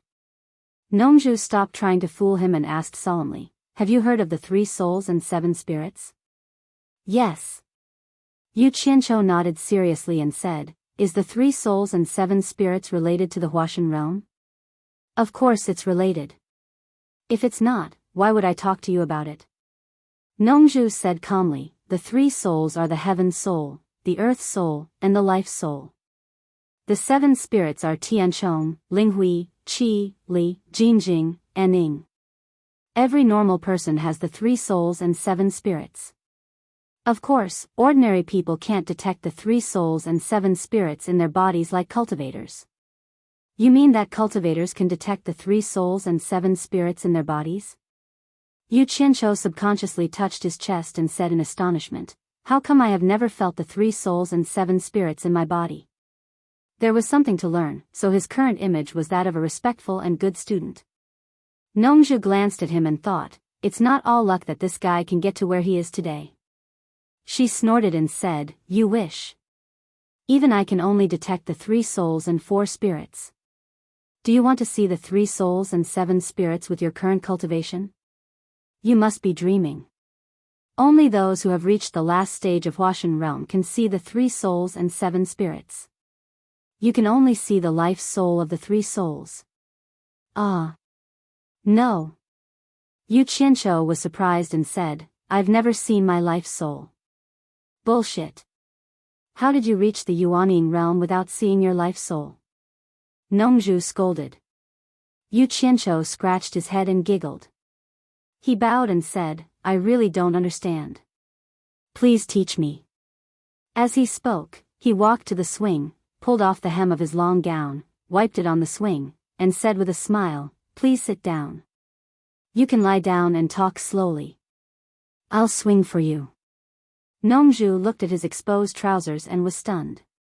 Then she took the opportunity and said, Old man? Do I look very old? Yu Qianqiu repeatedly waved his hands and smiled apologetically. You're not old at all. You're handsome and elegant, there's no one in the world who can compare to you. You look even younger than me. That's true. Nongzhu touched his chin and lay down on the swing. He looked at Yu Qianqiu, who had lost the front hem of his robe, and said, Boy, do you always flatter people? I think you're very good at it. No. If you want me to flatter them, they have to be qualified like you. Yu Qianqiu smiled and gently shook the swing for him. He said, You said my cultivation can see the life soul. Is it the yuanying in my body? Nongzhu asked, Do you know why mortals get sick easily, but cultivators don't? I don't know. Please tell me. Yu Qianqiu smiled and said, The main reason why mortals get sick is that their souls are invaded by external evils. Their souls are unstable, and their bodies will show various symptoms of exhaustion. Some people, because of regular exercise, strengthen their bodies and strengthen the stability of their souls. Because their souls are stable, it's difficult for external evils to invade their souls. That's why they seem to have stronger resistance than ordinary people. Nongzhu said with a smile, Let me give you an example. There's a person who exercises regularly and a weak scholar. Both of them eat a poisonous food by mistake. You will discover a very interesting thing. Even if the person who exercises regularly eats more and is poisoned more deeply, it is usually the weak scholar who dies first. On the other hand, the person who exercises regularly can persevere longer. Perhaps he can even wait until someone comes to save him. That's the advantage of a stable soul. Damn it. That seems to be the case. But it should be because of good physical fitness and strong resistance. There's no scientific basis for your statement. Yu Qianqiu asked, Those who exercise regularly, are those who practice martial arts in the secular world? Chapter 483. Practicing martial arts in the secular world or cultivation among cultivators is a way to improve the stability of the soul. But the progress of the latter is incomparable to that of the former. Nongzhu tapped on the armrest of the rattan chair with her slender fingers and said leisurely, It's not unreasonable to cultivate step by step. The main purpose of the qi refining stage is to nourish the body with spirit stones until the body can bear the tempering. Tempering? How to do that? I haven't. Yu Qianqiu said anxiously, as if he was worried that he had missed something good. Tempering is the Zhuji realm. You haven't gone through the Zhuji realm? Nongzhu turned around and said indifferently, Don't tell me you directly jumped from the qi refining stage to the yuanying stage. Yu Qianqiu smiled embarrassedly, so it's the Zhuji realm. Yes. How could I directly jump to the yuanying stage? Nongzhu rolled her eyes at him and closed her eyes again. She said, The cultivation of the qi refining stage is to prepare for the Zhuji realm. Otherwise, you will die if you force it. If you don't believe me, you can bring a mortal here and let him take a foundation-laying pill. I'm sure the pill is more poisonous than poison, and he will die immediately. Yu Qianqiu didn't doubt this. He had personally experienced the pain of the Zhuji realm. Ordinary people couldn't bear it at all. A foundation-laying pill would definitely kill them. After stepping into the foundation establishment stage, you've truly stepped into the doorstep of cultivation. What is the Zhuji realm? The Zhuji realm is to lay a good foundation for cultivation, which is also very important. Otherwise, it is impossible to extract the 3 souls and 7 spirits from the body to form the core. Nongzhu opened one eye and waved a finger at Yu Qianqiu. She said, Without the qi refining stage and the Zhuji realm, an ordinary person will definitely die if he forcibly extracts the 3 souls and 7 spirits. Because once the soul leaves the blood, flesh, and meridians of the ordinary person, the person is already dead. You mean, after cultivating to the Zhuji realm, the core in the body is condensed by the 3 souls and 7 spirits? Yu Qianqiu asked curiously. He had never heard of such a thing before. So this was what core formation was all about. It seemed there were some things that were difficult for people at other levels to know. To be more precise, core formation is turning the formless into the tangible. It's condensing the 3 souls and 7 spirits in the body into tangible objects. Nongzhu smiled leisurely and said, bearing essence is like incubating an egg. When the egg hatches and matures, your nascent soul will break out of the shell. In other words, a life soul. Now do you know what a life soul is? So that's how it is. The life soul is indeed the nascent soul. Yu Qianqiu asked eagerly, what about the other 2 souls and 7 spirits? Where are they? That's not right. Didn't you say that core formation is formed by the condensation of the 3 spiritual and 7 physical souls? Why did it only hatch a life soul and nothing else? You can't become fat with just 1 bite. If I want to see the other 2 souls and 7 spirits, I naturally have to continue cultivating. Nongzhu raised her hand and pointed at Yu Qianqiu's abdomen and said, the life soul you see now is actually the 3 souls and 7 physical souls in one body. Have you noticed that your nascent soul is like an unconscious fetus, forever in a deep sleep? Yes. I've never seen it open its eyes. Yu Qianqiu nodded and said. It's right that you haven't seen it open its eyes. Once it opens its eyes, it means that it has woken up and your cultivation has reached the crossing calamity stage. Nongzhu explained, your current cultivation is still in the nascent soul stage, which is the stage when the nascent soul fetus matures. When it wakes up and you enter the crossing calamity stage, that is the growth period of the baby. And the final stage of the crossing calamity stage is the sign that the baby has grown into an adult. Yu Qianqiu said, that is to say, even at the final stage of the crossing calamity stage, I can only see the life soul, but not the other souls? Yes. Nongzhu nodded slightly and said, why is the life soul called the life soul?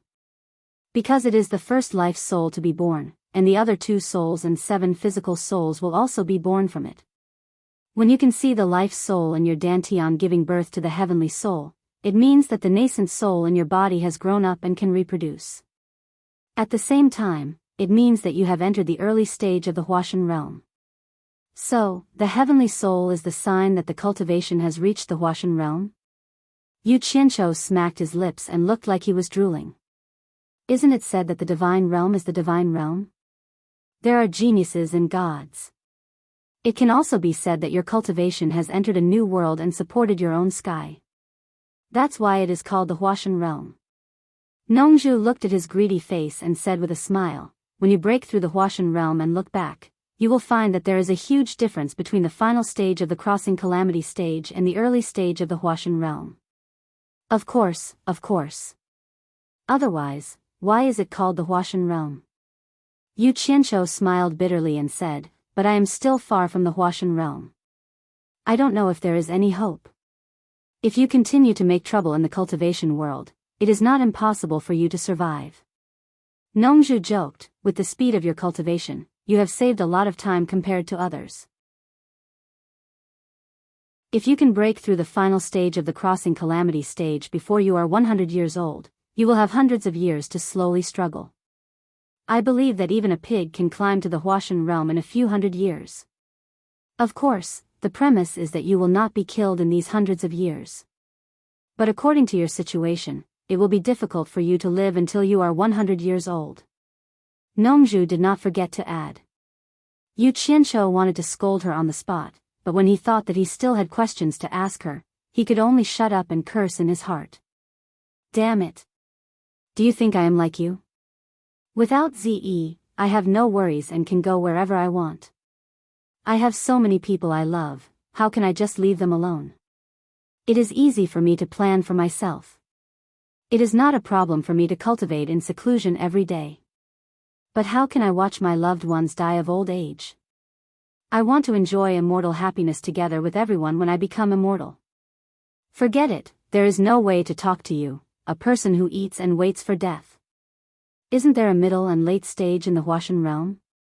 Will the rest of the souls come out one by one in these 3 stages? Yu Qianqiu asked. Something like that. Nongzhu nodded slightly and said, if there is heaven, there will be earth. Once the heaven soul comes out, the earth soul will be separated from the life soul, and then the first soul will be Tianchong. When the heaven soul, the earth soul, and the first soul are gathered, it will be the peak of the early stage of the Huashan realm. When the second soul is gathered, the third soul is the spirit, and the fourth soul is the peak of the middle stage of the Huashan realm. When the fifth soul is gathered, the sixth soul is the essence, and the seventh soul is the peak of the late stage of the Huashan realm. The life soul will guard the body and not be confused with the others. The Huashan realm. It's really unfathomable, 2F** king unfathomable. Yu Qianqiu rubbed his hands and said, now that you can see the 3 souls and 4 souls, you have reached the peak of the middle stage of the Huashan realm. That's nothing. Nongzhu said disapprovingly, you are far worse than your master. Your master has 3 souls and 7 souls. I'm afraid he has reached the stage of fusing souls. Fusing souls? Yu Qianqiu licked his lips and said, what's that? A stage higher than the Huashan realm, ascending to the immortal world. Nongzhu pointed to the sky, shook her head and sighed. When the cultivation of 3 souls and 7 souls is completed, starting from the 7 souls, they will be fused back to the life soul according to the order in which they were separated. Once the 7 souls are fused back to the life soul, he can ascend to the immortal world. Then, every time a soul is fused back, his strength in the immortal world will be improved by 1 level, which is about the same as the Huashan realm. As for what exactly happened, no one is very clear about it. It's all just a legend. Damn! Becoming an immortal. Yu Qianqiu covered his chest excitedly, as if becoming an immortal was right in front of him. Nongzhu turned to look at him and sneered, why are you so excited? You don't even know when you will break through to the tribulation stage, and you are still dreaming about becoming an immortal. Isn't your dream too far away?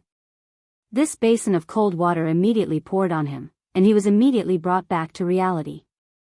Yu Qianqiu smiled awkwardly and said, I'm just dreaming about it. If I have a dream, I have a goal to strive for. I'll just work hard. It's good enough that you can reach your master's level. Nongzhu sighed, becoming an immortal? I don't know how those ancient cultivators did it.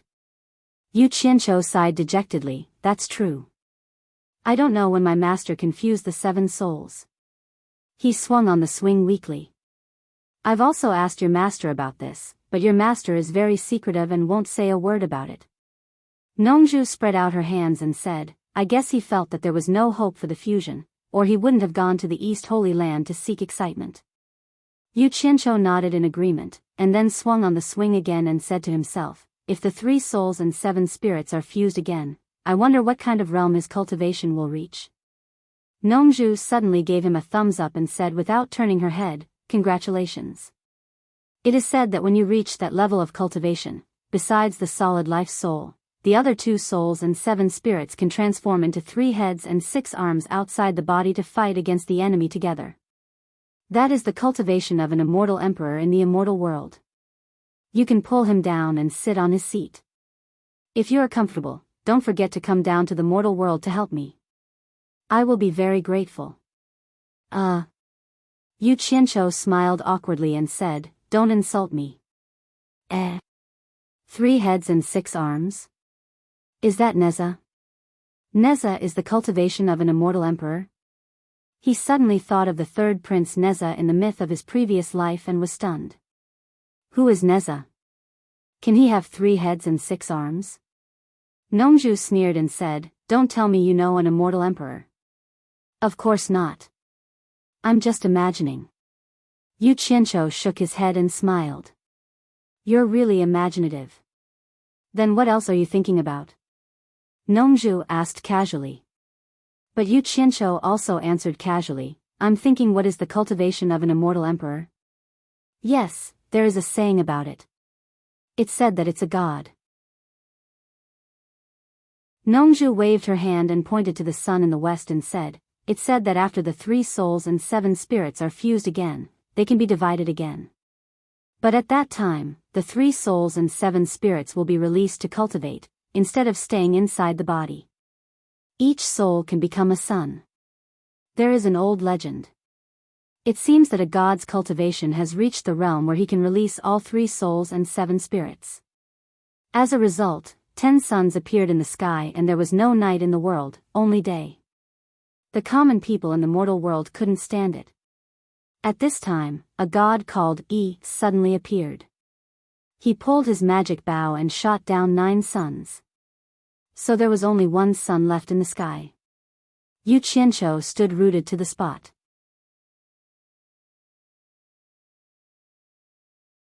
Chapter 484. Ho. Ho-E shoots the sun. It's actually Ho-E shoots the sun. It's actually Ho-E shoots the sun. Yu Qianqiu kept murmuring to himself, and he seemed to be in a trance. He didn't read many books in his previous life, but he was very familiar with the story of Ho-E shooting the sun, which was known to every household. Normally, he wouldn't even think of this kind of fairy tale, but now, he heard someone say that Ho-E shot the sun in another world. What was the connection between these 2 stories? He already had an illusion, and he couldn't tell whether he was in his previous life or this life. Nongju said without turning her head, it's a great god named E who shoots the sun, but I don't know whether his name is Ho-E or not. You won't tell me that you know E Shen who shoots the sun, will you? Yu Qianqiu didn't hear what she said at all, and was still murmuring, it's actually Ho-E who shoots the sun. Nongju suddenly turned around, and was a little surprised to see him like this. Listening closely, she realized that he was repeating the same sentence over and over again. Nongju slightly narrowed her eyes, and no one knew what she was thinking. Her slender fingers tapped on the armrest of the rattan chair, and she didn't disturb him, but quietly waited for him to come back to his senses. However, as he waited, the moon was high up in the sky, and the night sky was full of stars. Suddenly, a shrill quacking sound of an old turtle flew across the sky. Yu Qianqiu trembled and came back to his senses. He subconsciously raised his head and glanced at the old turtle that flew across the bright moon. His eyes fell on the beautiful moon, and he couldn't move anymore. Suddenly, the 2 words, Chang-E, came out of his mouth. Then, he shouted again, and reached out his hand to grab Nongju, who was sitting on the rattan chair. He directly grabbed Nongju's clothes on her chest, lifted her up, and asked excitedly, does that great god Ho-E have a wife named Chang-E? Nongju was a little confused. She was caught by him just like that, and was tormented by him like crazy. She directly burst out a curse, F***CKU. What do you mean? Yu Qianqiu was stunned. Slowly, he began to recover. Nongju immediately cursed, bastard, if you don't let me go, I'll teach you how to hold chopsticks with your feet. Then you'll know what I mean. Yu Qianqiu came back to his senses and was shocked. He quickly let go and looked around, only to realize that it was already dark. Immediately, he said in surprise, why is it suddenly dark? Bastard, you're thinking about someone else's wife. The moment you think about it, you think about the sky turning dark. You still have the nerve to ask me? Nongju said angrily, damn it. How dare you touch me? I haven't suffered such a loss for 1,000 years. If it weren't for that Rui pill, I would have let you know why the sky is so dark today. Yu Qianqiu's brain was still a little numb. He only heard the first part, but not the second part. With a puzzled look, he asked, I want someone else's wife? No. I've never wanted to be someone else's wife. Nongju opened her mouth. Today was her bad luck. She didn't want to argue with him anymore. She said weakly, you said that the wife of the great god E is called Shang Huang. God knows what kind of crazy you are. Ho Yi's wife? Are you always hungry? Yu Qianqiu was stunned for a moment, then he shouted excitedly, that's right, no, wrong. F***ck, why is it so hard to talk to you? Ho Yi's wife is called Chang-yi as in Chang-yi, Chang-yi as in Chang-yi, Chang-yi as in Chang-yi, Chang-yi as in Chang-yi, Chang-yi as in Chang-yi. Do you understand? He said it effortlessly, but Nongju had a hard time listening to him. Her eyes were a little numb, and she was almost confused by him again. Who cares what he says? I'll scold him first. Bastard, what kind of nonsense are you spouting? Are you even speaking human language? Yu Qianqiu didn't mind. He asked excitedly, who cares what he's saying? As long as you can understand him, it's fine. Have you heard of Chang-yi? I'll be damned if I can understand. Nongju was speechless again. She rubbed her face and answered seriously, who is Chang-yi? Ho Yi's wife, of course. Yu Qianqiu's eyes sparkled. Nongju rolled her eyes and shouted, Ho Yi's wife has nothing to do with me. Didn't you say that God Yi's wife is called Chang Huang? Let me correct you. She should be called Chang-yi. Since you can say it, you must have heard of it. Tell me, quickly. Yu Qianqiu said eagerly. The feeling of living two lives was not good. Suddenly, he found the traces of two worlds crossing at a certain point. That feeling. He felt a little excited as if he had met an old friend in a foreign land. What the F***ck? Nongju couldn't help but burst out again. She pointed at Yu Qianqiu's chest and said, there's something wrong with your brain. It was you who told me that God Yi's wife is called Chang Huang. How come it's me who said it? Hey! Don't go back on your words. Both my ears clearly heard you say it. Yu Qianqiu rolled his eyes and immediately patted his chest and said, as long as you tell me what you know about Chang Huang, I'll give you a 7 orifices exquisite pill. I won't go back on my word. Nongju was stunned. She thought, is there something wrong with this guy's brain? Whatever, I'll get the pill first. If there's really a problem, I'll ask Bai Changchun to cure it. She rolled her eyes and nodded, yes. God Yi's wife is called Chang Huang. I said it. Give me the pill. Then she stretched out her hand. What's the hurry? Yu Qianqiu was so happy that he asked without thinking, tell me how you know Chang Huang first. Bullshit. If I had the ability to know God Yi's wife, I wouldn't be standing here talking nonsense with you. Nongju said with a serious look. She stared at Yu Qianqiu and said, there's something wrong with your brain, isn't there? Hey! I'm being too hasty. Yu Qianqiu said very sincerely, I mean, I want you to tell me what the legend is about God Yi and his wife, Chang Huang. Nongju pinched her chin and thought, a god who can shoot the sun, what kind of legend could he have with his wife? Fearing that he couldn't remember, Yu Qianqiu pointed to the bright moon and reminded, the legend of Chang Huang and the moon, there is a palace on the moon, what's its name again? Nongju wanted to make up a legend to fool him with a pill first. Being reminded by him, she was suddenly confused. After a pause, she said hesitantly, the Moon Palace? Wrong, wrong. Yu Qianqiu waved his hand and reminded again, there are 3 words in total. The first word is Guang, with the word Guang. Think again. With the word Guang? Nongju, who was in the middle stage of Huashan realm, was now full of question marks. She looked at the moon with a dumbfounded expression, and then tried to answer in a weak voice, Guangyu Palace? Guangming Palace? Guangyu Palace? Guangyuan Palace. Hearing a lot of palaces, Yu Qianqiu shook his head and denied them one by one. Nongju was tormented until her mouth was dry. Finally, she couldn't help shouting, you know what palace it is, why did you ask me? What palace is it? Guanghan Palace. After Yu Qianqiu announced the correct answer, he asked again. Chang Huang raised a small animal and planted a tree outside the Guanghan Palace. What kind of animal did she raise? What kind of tree did she plant? Nongju opened her mouth, and then her face twitched. She pointed at him with her trembling body and said harshly, "You brat, how dare you fool me? Go to hell." Nongju suddenly came to a realization. Her intuition told her that this brat was usually so cunning. How could he ask such a stupid question?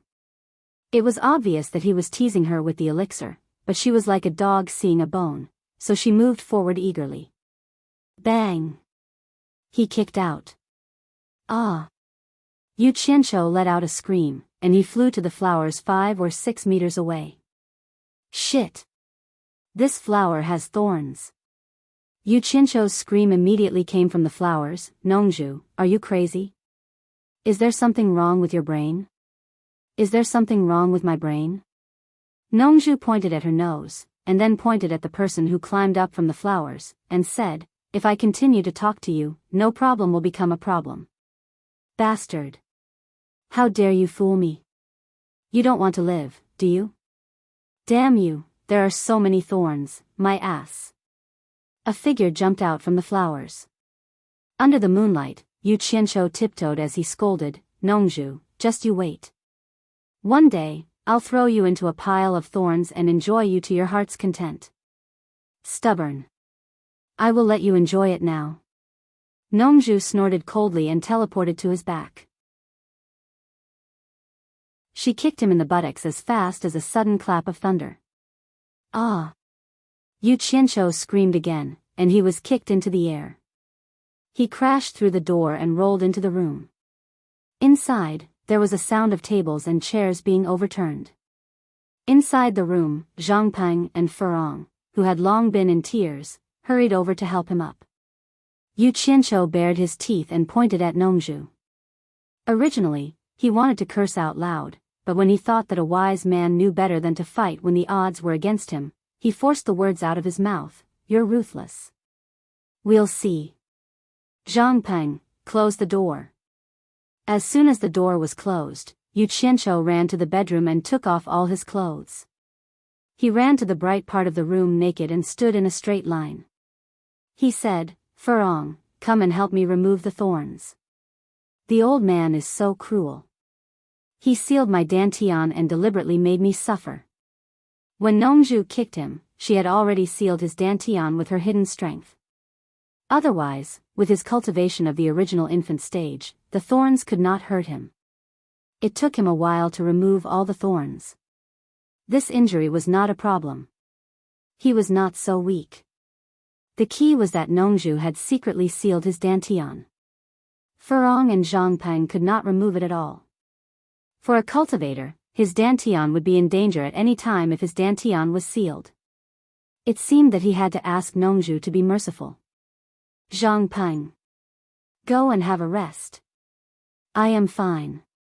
After sending Zhang Peng away, he comforted Furong and told her not to worry. Yu Qianqiu walked to the swing outside slowly. He looked at Nongju, who was lying on the rattan chair and staring at him with a sneer. He coughed awkwardly and shook the rope. He looked up and sighed, "The moon is nice today." "Humph. It is nice. Do you want me to send you to the Moon Palace to see Changhuang?" Nongju sneered.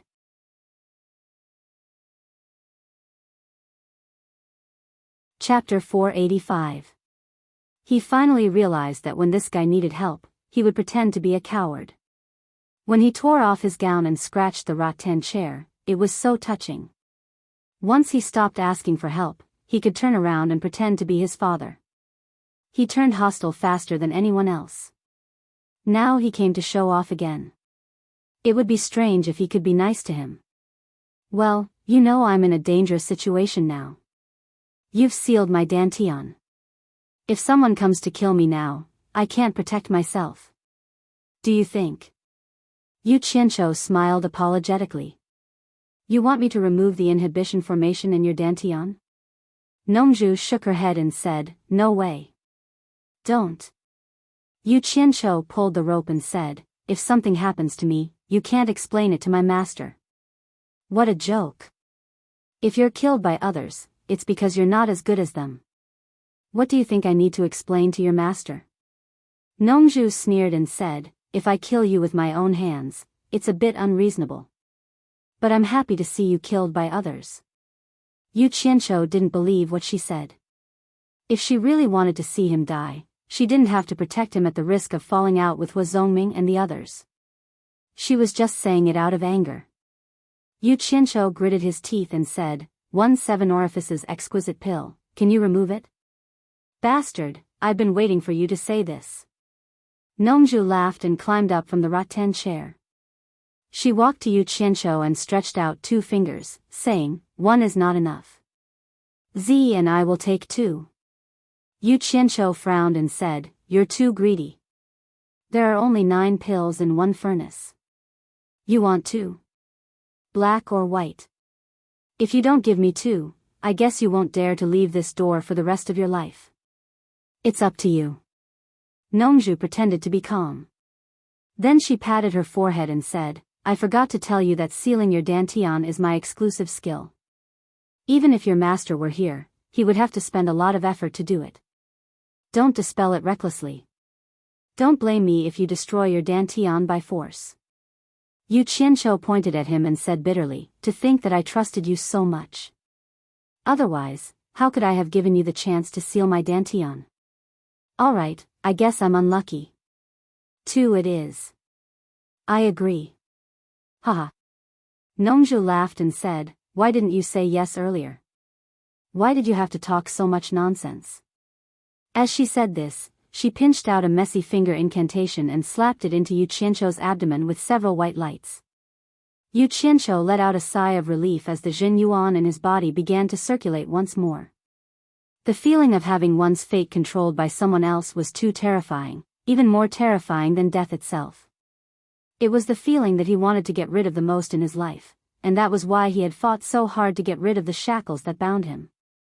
Nongzhu stretched out her hand and said, am I good enough? Yu Qianqiu counted on his fingers and said, first, you didn't see how intimate Fairy Jasper was when she saw Z. I saw that the 2 of them looked so similar, so I felt that the 2 of them must be related. After that, I heard some clues from her words. Z should be the daughter she had with you.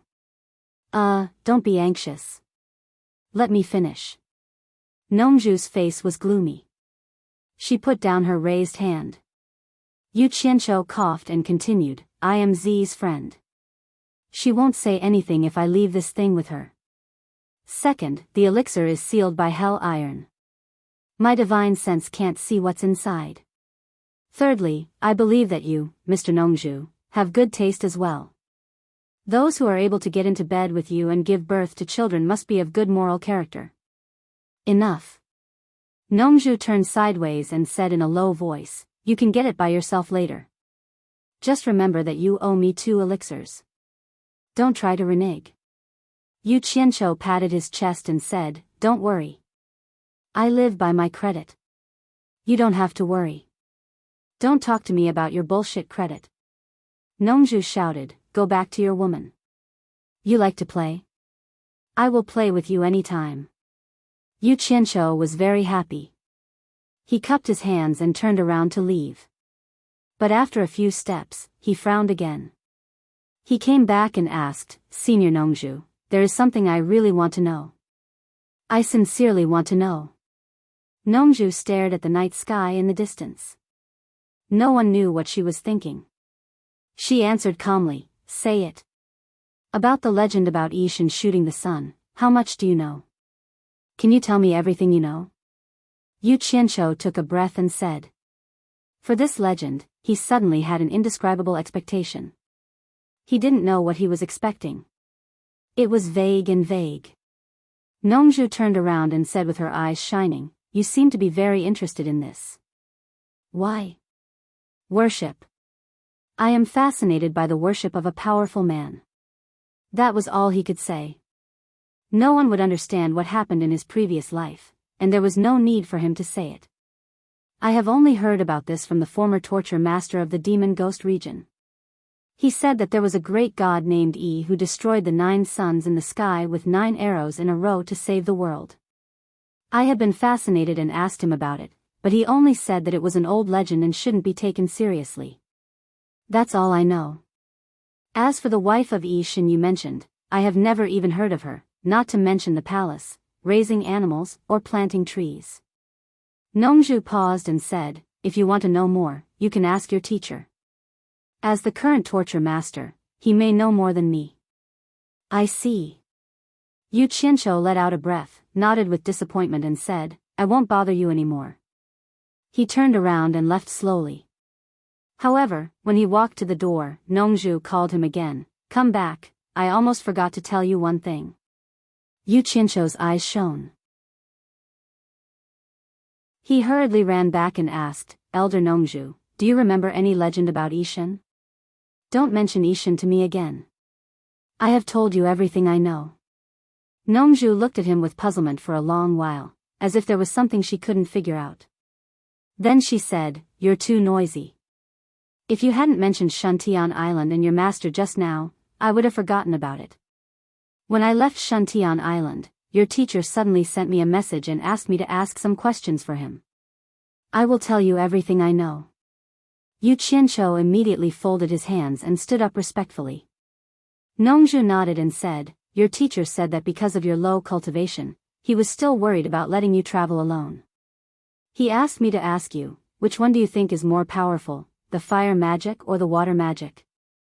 Well. Yu Qianqiu scratched his head and said, I have fought with people many times and found that the water magic is almost useless when I meet masters. Instead, the fire magic always helps me win. So, the fire magic should be more powerful. Your master said that if you say that the power of fire and water arts is as great, then there's no need to say anything else. He won't be too worried about your ability to protect yourself when you travel around the various countries. Nongzhu sorted out her thoughts and continued, if you say the fire magic is more powerful than the water magic, he asked me to tell you something else. I will listen to your advice, teacher. Yu Qianqiu was a little excited. Although his teacher didn't talk much, once he opened his mouth, every word was like a gem, absolutely without any nonsense. Listen carefully to your teacher's original words. Nongzhu said, water and fire are two extremes. The operation of the way of heaven is about balance.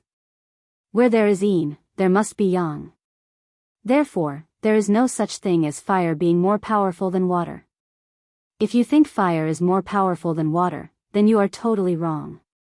The reason why you think so is that you haven't understood the mystery in it, or you haven't used it well. As I said, if you use it well, you will be invincible. The key of the fire magic is to release fire and defend the enemy with yang. The water magic is yin and yang are opposite to each other. When fire is released, water is withdrawn. Only by releasing and withdrawing can you follow the way of heaven. Yes. That's what your teacher said. Nongzhu poked her head over and asked softly, what is your teacher talking about? I am confused. Do you know what it means? Tell me. When the fire is released, the water comes in. Yu Qianqiu murmured to himself with a dull expression. He didn't reply to Nongzhu and walked to the side of the flower bed alone. He raised his palm towards the flowers under the moonlight. Hey! I asked you a question. Nongzhu's voice stopped abruptly, and her eyes gradually widened. She saw the seedlings and flowers in the flower bed were rapidly withering.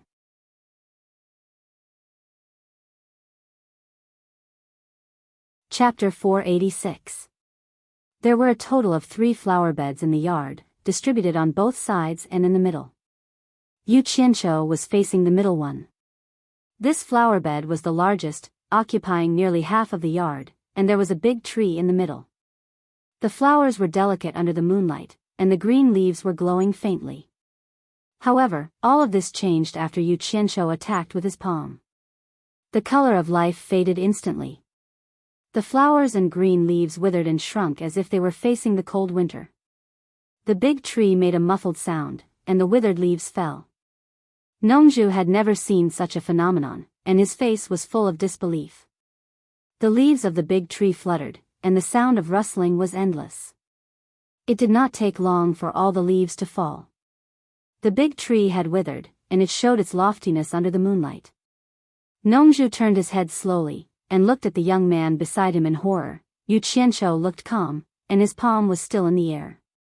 He looked extremely serene under the moonlight, as if he was a god who controlled life, and grasped the growth rings of time with a snap of his fingers. If I want you to wither, how can you let flowers bloom, and how can you be lush and green? Nongzhu believed that with his cultivation, it was not a problem to turn the whole flower bed into powder in an instant. However, it was impossible for him to make the flowers and trees in the nursery grow rapidly across time and space without any effort. This was already a miracle. Nongzhu thought so. Only Yu Qianqiu himself knew that this had absolutely nothing to do with a miracle. It was just that his master's words reminded him. The power of the fire formula was to burn, and it was impossible for the water formula to submerge the enemy with water.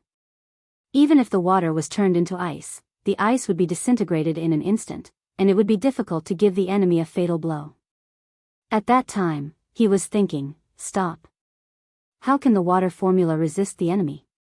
His eyes fell on the flowers and trees, and he suddenly realized some common sense from his previous life. The bodies of animals and plants contained a lot of water. Without the support of water, it meant that they lost their lives. Since he could absorb the water elements from lakes and rivers, why couldn't he absorb the water elements from animals and plants? Thus, he activated the water incantation and enveloped the entire flower bed. Sure enough, as he had hoped, the thousands of flowers and trees did not have the slightest resistance, and were instantly sucked dry by his palm, turning into water elements and stored in his body. The flowers and trees in the flower bed also lost all signs of life in an instant. What a domineering spell. Yu Qianqiu looked calm on the surface, but he was deeply shocked by himself. He had used the water incantation many times. Other than feeling that it was miraculous, he really didn't feel that it was very powerful. He didn't expect that after changing the way he used it, it would actually be so overbearing. It was unbelievably overbearing. Yu Qianqiu now truly understood Bai Changchun's words, use it well and you will be invincible. At the same time, he couldn't help but admire Bai Changchun. He had never practiced water arts before, but based on his own understanding of the heavenly Tao, he was able to speculate how to use water arts to unleash their power. The #1 expert in the world was indeed not someone to be trifled with. Just his ability to see through everything in the world was not something an ordinary person could compare with. Yu Qianqiu was sincerely convinced and a little touched. From Nongzhu's words, he could tell that Bai Changchun's eyes were like torches. Obviously, he had already guessed the mystery of the water incantation, but he had never told him personally. According to his style of doing things, he guessed that he wanted him to comprehend it. But because he was worried that he would encounter danger when he traveled among the countries, he used Nongzhu's words to enlighten him and help him. It was completely to let him have more skills to defend himself. Nongzhu casually picked up a withered flower branch and pinched it in her hand. Immediately, it turned into powder. It was indeed dead, without any signs of life. Nongzhu was dumbfounded. Boy, how did you do that just now? Hearing this, Yu Qianqiu sobered up and sighed slowly. He bowed piously to the direction of Shuntian Island and said, "Thank you, Master, for pointing out the right path and enlightening me." Then he bowed to Nongzhu and said, "Thank you, Master, for passing on the message." Nongzhu threw away the thing in her hand and patted the dust on her palm. She grabbed Yu Qianqiu's arm and asked curiously, "You mean, everything that happened just now was because of the few words I passed on to old Bai? There is such a big mystery hidden in these few words?" "Yes." Yu Qianqiu nodded and said with a smile, "To me, these few words are like a golden bell. It is thought-provoking and has solved the puzzle that I have been puzzled for a long time." Nongzhu witnessed everything in front of her. She really could not imagine that just because of a few words, a Yuanying stage cultivator could immediately become so powerful. This pair of master and disciple was too amazing. She immediately muttered the words that Bai Changchun wanted her to pass on to old Bai. Then she asked suspiciously, "These few words are so powerful? Why didn't I hear it? Everyone can hear it. Then why would my master pass it on to me through your mouth?" Yu Qianqiu smiled and said, "I just learned a set of magic arts from my master's words." I don't know how powerful it is. Do you want to have a try? Let me have a try. Nongju subconsciously looked at the withered flower bed and said suspiciously, Are you going to try it on me? Yu Qianqiu smiled embarrassedly and said, I just learned it, so I don't know how powerful it is. Senior, you have a high cultivation level. I want to try it on you, so that you can evaluate the power of my magic arts. Nongju glanced at the withered flower bed again and thought that this magic art was a bit strange. Thinking that if she also became an old man in an instant, it would be very interesting. This thing could not become young again, right? She was shocked and coughed twice and said, There is a big gap between our cultivation levels. It is useless to try it on me. You'd better find someone who has a similar cultivation level as you to try it. After saying that, she turned around and left. She didn't want to say anything more. Yu Qianqiu shouted, Don't go. I'm afraid that my magic art is too powerful. If I try it on someone else, they will die. You have a high cultivation level, so it should be no problem. Hearing this, Nongju quickened her pace. She scolded in her heart, Bastard, I know it is too powerful, but I still let you try it, unless there is something wrong with my head. Could it be that you are scared? Yu Qianqiu shouted. Nongju, who walked to the swing, stopped and turned back with a sneer, Are you kidding me? How can I be afraid of you, who is only in the Yuanying realm? She added in her heart, I'm afraid that your magic art is too strange. There is no need to take risks for something that I don't know the details of and that is not good for me. Yu Qianqiu came over and said with a smile, Don't worry, I won't delay you. I just want to try it casually. I want you to help me evaluate how useful it will be if I fight against an enemy. Nongju said coldly, Go away, don't come near me, I want to rest. If you keep talking, don't blame me for sealing your dantian again. I won't release it for you no matter what. Yu Qianqiu was stunned, but he did not force her. He walked into the house, ready to find someone else to try it. He probably did not know that Nongju cherished her appearance the most. Otherwise, she would not look like a middle-aged man at this age. She really spent a lot of cultivation to maintain it. In fact, Nongju was not afraid of the power of the magic art, but she was afraid that the magic art was too strange. It would turn her blue face into a white-haired old face, which was more painful than killing her. Therefore, she simply chose to avoid it. She really did not dare to take the risk. He had wandered around the world and understood that there were many strange and mysterious things that could not be determined by the level of cultivation. The Prime Minister of Daang Kingdom, Yin Wufeng, returned. Many people in the court sighed. Why did he come back? Those bandits who killed and robbed people were all good-for-nothings. Weren't they bloodthirsty? He did not cause any trouble, so why did he come back? In the eyes of others, Yin Wufeng's matter was a result that could be seen and guessed. People like the Emperor of Daang Kingdom and those in the cultivation world were the ones who knew the truth. Of course, no one would announce such a thing to ordinary people. The matter gradually calmed down and Daang Kingdom returned to normal. The martial arts competition for the Emperor's son-in-law that was postponed due to the attack on the Prime Minister's residence was once again organized in full swing. After all, it was not good to let the distinguished guests from various countries wait any longer. The entire Daang city returned to its original liveliness. It was indeed lively, but it had to be lively. Yu Qianqiu's bold statement that he was the strongest in the world below the spirit-severing stage had already caused a huge uproar in various countries. There was a person called by Changchun who was the strongest in the world. It could not be helped.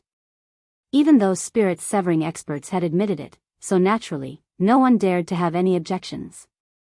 Now, a Yu Qianqiu had suddenly appeared and boasted shamelessly. Furthermore, he was a cultivator from Huaxia. Most importantly, this person was only at the nascent soul stage. Although it was said that this person had a glorious battle record in Huaxia's cultivation world, it did not mean that there was no one in the cultivation world who could make him talk nonsense. This could not be tolerated. Therefore, a large number of cultivators gathered in Daang City to teach this fellow a lesson.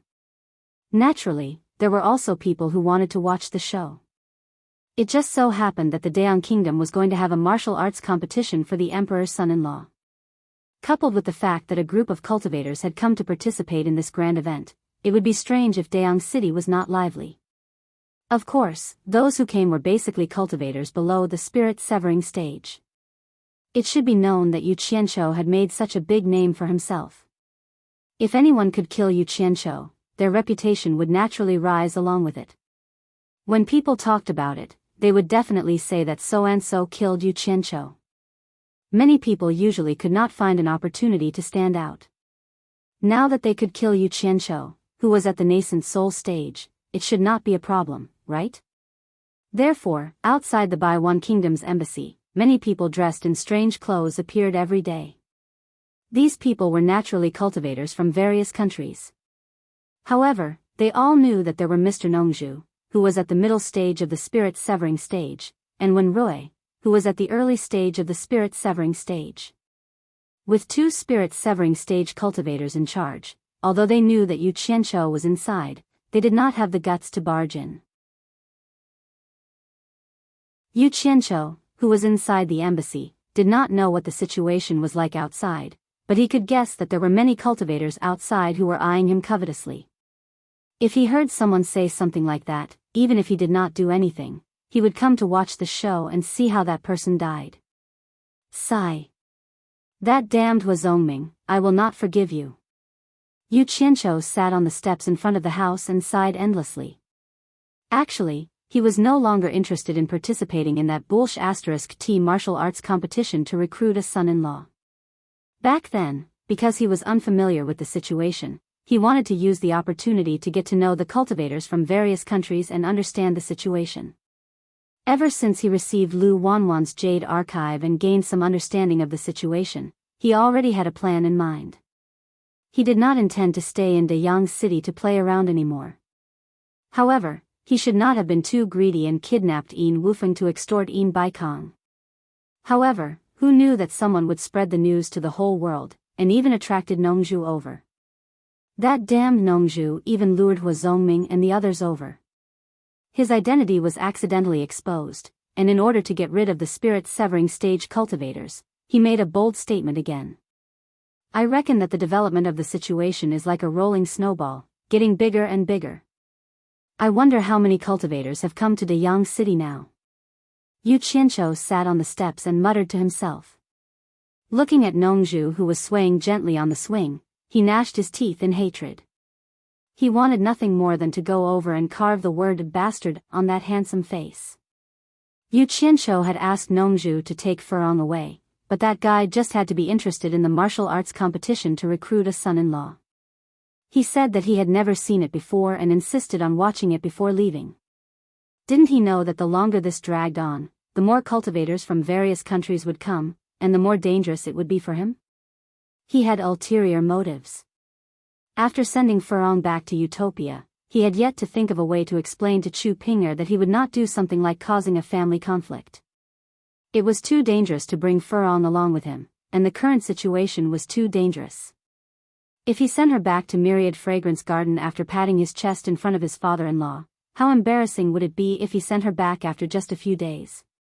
After thinking about it, he could only wait until Nongzhu took Furong away. When that time came, it would not be difficult for him to sneak out alone. He had already prepared a backup plan when he secretly dug a cave outside the city. If it really did not work, he could ask Boss Sang of the vast welcoming tavern to take a silver ball out of the city. Tomorrow was the day of the martial arts competition to recruit a son-in-law. In the majestic palace of Daeong City, flags were fluttering in the wind and security was tight. The venue for the martial arts competition was basically ready, waiting for the winner to take the crown and marry the princess.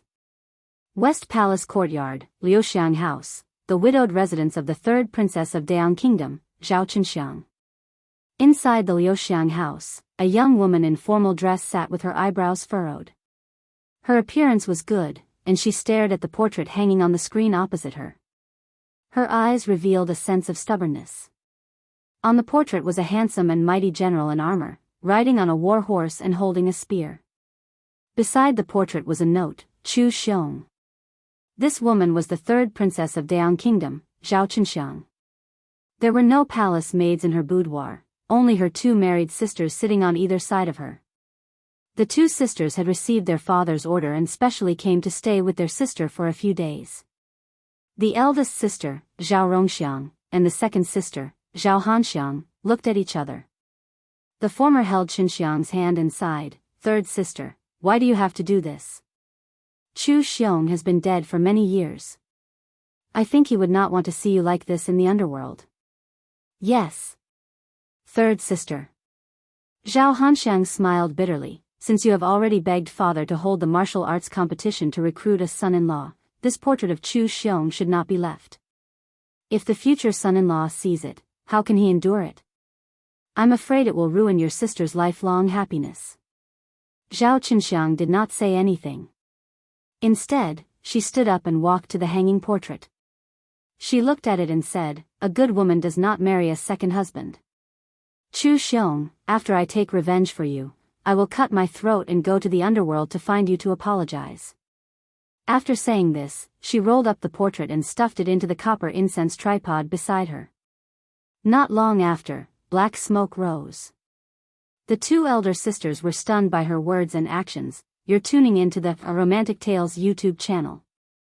Don't forget to subscribe and join us on this journey to catch the most captivating stories.